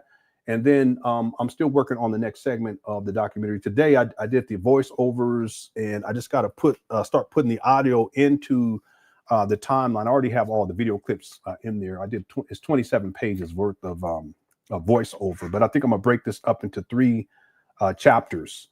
And so I'll update people. I think it will probably be towards the middle of next week. I want to have it this weekend, but I've ran out of time. I had my birthday, and so I lost a day and a half. I always have excuses though, just like Umar. Anyway, if you guys can continue to be patient with me, I'd appreciate that. Okay, I mean, I could go for another 30 minutes, but we're going to close it out right here, and then we'll pick up with the second video next week. I'll schedule it as soon as this live stream is done, and that'll be part 5 of 5, and that we should be able to finish everything up on Monday. Okay, I hope everyone enjoyed the show. Let me close out this poll question. The poll question, we had 1,340 votes. Is Umar Johnson the raw dog prince? 84% said yes, and 16% said no. Okay, I'm going to close that one out. Thank you guys so much.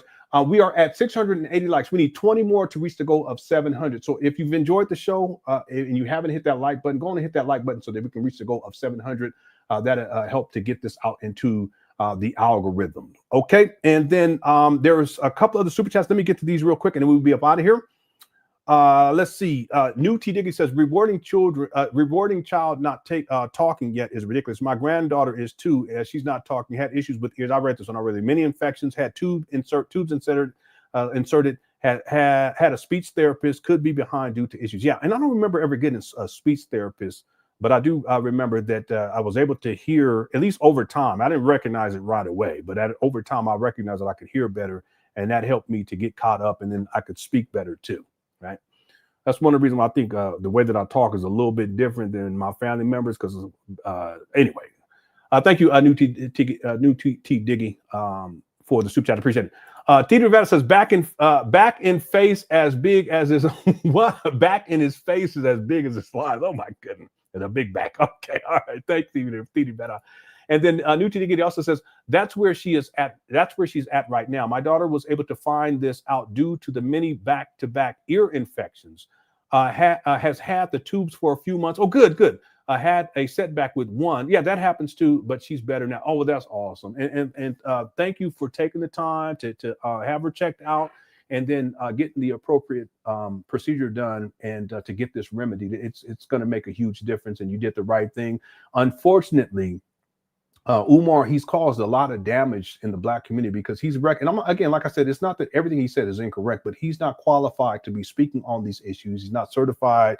He's not licensed. It's beyond his scope. But he's been given a lot of horrible advice to parents when it comes to these types of issues, including mental health issues that their children may be dealing with or disorders that their children are dealing with. He's given a lot of damaging advice. And what has been the central theme is that there's nothing wrong with the child.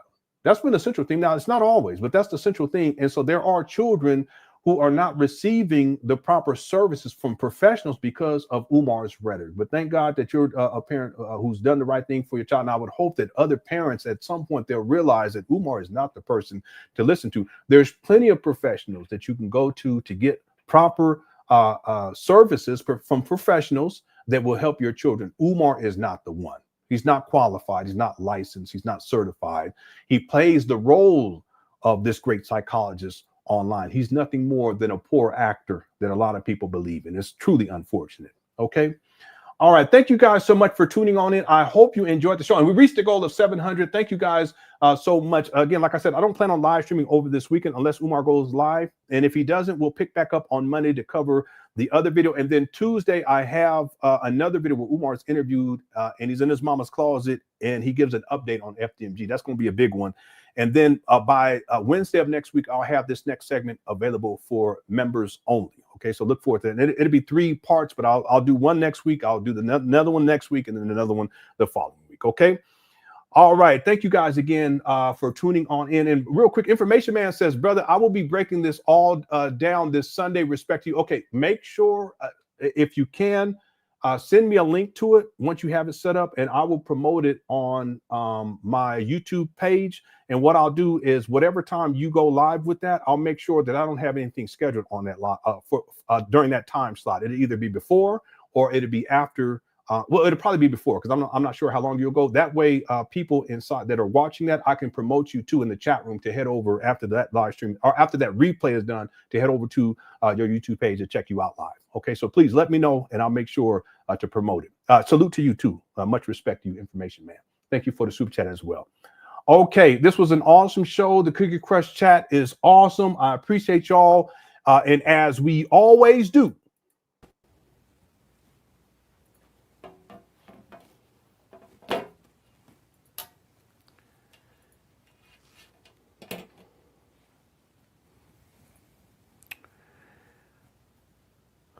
I want to apologize for being late. I had to meet with the HVAC specialist, Jose, to see if we can't get this HVAC going on because it's getting hot out here and I just can't. You know, sometimes life can be very hard and you may have an idea or a dream of opening up a school. But maybe you collected 100,000, 200, 400,000, 500, $1 million, $2 million, $2.5 million, up to $3 million if for free. You done collected the money, but you can't make the school happen. But when I turn and look around off my back, what I say, that but an ugly ass trap. Excuse me, I'm sorry. I'm dealing with that. I've been getting over this COVID. I apologize. I ain't going to be teaching and preaching too much today because it's hot out here. We was going to have the choir come sing a little ditty for y'all, but they didn't want to do it because all the mold on the wall. Little kids, they want to come and look inside. I say, you know, they got the windows are still boarded up. Hey, man, it's been over almost 4 years. The windows still boarded up on these trap band doors. I said, kids, you can't. I look down over. What is over there? We got weaponry all up. What is this over?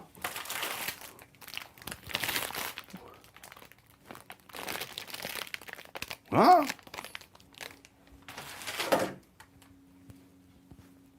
Look. Look. Oh, well, Jesus. Amen. See, now is the time for Umar Johnson to come clean. See, the Lord been waiting on you. Say, listen, I done forgive. We won't forgive you. We forgive you, Umar. The Cookie Crush chat forgive you. All them boys that was 10 years old, now they about 70. Excuse me, that COVID. They forgive you too. All them single mamas you done ran through and took their money and took their cookie. Talk about you gonna open up a school for black boys. It's been 13 years. They'll forgive you too. See, that's one thing we say about our people. We are very forgiving people, very generous people. We love to give. We'll give and give and give and give some more and some more and some more.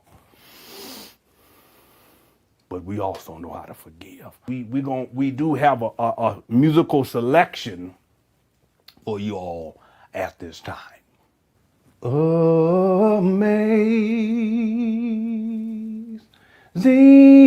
grace, how sweet, the sound that saved a wretch. FDMG. Amen. I once was lost, but now I'm found. Run them donations